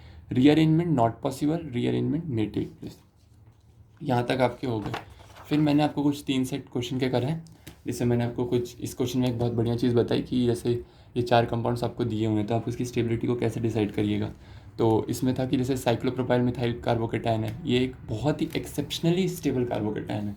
ये जब कार्बोकेटायन पे मैं एक अलग से वीडियो डालूंगा तो उसमें आपको सारे कार्बोकेटायंस पढ़ाऊंगा, तब बताऊंगा। ये अभी आप याद रख लीजिए कि एक्सेप्शनली स्टेबल कार्बोकेटायन होने की वजह से क्या होता है, इसमें रेट SN1 का सबसे ज़्यादा होगा। डांसिंग रेजोनेंस का भी एग्जाम्पल यही है, तो इसमें सबसे ज़्यादा होगा। उसके बाद इन दोनों में देखेंगे कि ये तो बनेगा ही नहीं, ये तो मैंने बताया था विनाइल तो बनती ही नहीं है, ये तो कुछ विनाइल टाइप से चीज़ बन रही है, यहाँ पॉजिटिव चार्ज आएगा ही नहीं, बहुत ज़्यादा बेकार चीज़ है। इन दोनों में बचा फर्स्ट और सेकंड में, तो फर्स्ट और सेकंड में हमने क्या किया, प्लस 2 डिग्री तो दोनों में, प्लस इसमें रेजोनेंस स्टेबिलाइट 3 इक्वल रेजोनेटिंग स्ट्रक्चर बनेंगे, तो हमने इसको ज़्यादा प्रेफरेंस दिया 1.4। फिर ये तो बहुत मतलब एक आसानी क्वेश्चन था कि हमने तो इसमें सीधा डिग्री से देख लिया, जो ज़्यादा अच्छी बढ़िया डिग्री का ज़्यादा अच्छा है। ये क्वेश्चन एक अच्छा था ऑलरेडी, और इनफैक्ट मतलब ये क्वेश्चन एक मेंस का ही क्वेश्चन है ज़्यादातर, एडवांस में आएगा तो इसमें 4-5 रिएजेंट और डलेंगे, जैसे इसके बाद और डल सकते हैं, कुछ और भी चीज़ें मतलब उसमें हो सकती हैं। लेकिन एक बेसिक कंसेप्ट अगर हम स्टार्ट करते हैं तो हमें पता होना चाहिए कि जैसे यहाँ पॉजिटिव चार्ज बनेगा, और अगर आपने यहाँ OC2H5 लगा दिया, क्योंकि स्टेरिक हिंड्रेंस बहुत ज़्यादा SN2 रिएक्शन होगी नहीं, अगर आपने यहाँ लगा दिया आपका आंसर गलत हो जाएगा। आपको पहले कार्बोकेटाइन बनाना है, कार्बोकेटाइन के बाद आप रिंग एक्सपेंशन होगा, क्योंकि the ring charge is outside the ring, it's a case of ring expansion, 6 member बनेगा। अब 6 मेंबर में भी अगर आपने यहाँ लगा दिया OC2H5 फिर गलत हो जाएगा, क्योंकि इससे बढ़िया कार्बोकेटाइन बनने की हमारे पास पॉसिबिलिटी है। फिर आपका आ जाएगा OC2H5, जब एक मिथाइल शिफ्ट होगी और वहाँ पे ज़्यादा स्टेबल कार्बोकेटाइन बनेगा। So with this not your complete SN1 SN2 पे था। हालांकि मैं ज़्यादा अच्छे कोई ऐसा क्वेश्चन करा नहीं पाया था, अगर मैंने कुछ कराया भी होगा तो एक आधा ही कराया होगा, इसमें तो मैंने करा दिया। SN1 और SN2 की detail theory JEE advance level तक आपकी पूरी हो गई है। नेक्स्ट क्लास में हम E2 रिएक्शन से स्टार्ट करेंगे। E2 रिएक्शन कोशिश करेंगे नेक्स्ट क्लास में कवर करने की, E2 reaction elimination second order, फिर E1, फिर बाकी जितने भी हैं E1 CB EI, बहुत सारे हैं, कोप एलिमिनेशन, मतलब अभी 3-4 लेक्चर्स और में आपका पूरा एल्काइल हैलाइड्स सेराइल हैलाइड्स खत्म हो जाएगा। उसके बाद एक क्वेश्चन प्रैक्टिस का सेशन लेंगे हिमांशु पांडे MS चौहान से, जिसमें कुछ बच्चों ने पूछा भी था कि भैया कब लेंगे वो सेशन। तो वो सेशन लेने का फ़ायदा तभी है जब आपको SN1 SN2 E1 CB सब क्लियर हो। उसके जब मिक्स क्वेश्चन करेंगे तो ज़्यादा अच्छा होगा, क्योंकि एग्जाम में तो ये आने वाला नहीं है कि रेट ऑफ SN1 बताओ, आएगा भी तो मेंस में। वहाँ तो क्या होगा, सब चीज़ों को मिक्स करके आपको देखना पड़ेगा, SN1 कराएं कि E1 कराएं, SN2 कराएं कि E2 कराएं, SN1 SN2 E1 E2 कौन सा कराएं। तो वो सब चीज़ें जब मिक्स होंगी तो ज़्यादा अच्छा होगा। So with this note, this lecture has been completed. Thanks for watching, और अगर कोई भी डाउट हो तो कमेंट कर दीजिएगा। Thanks to all.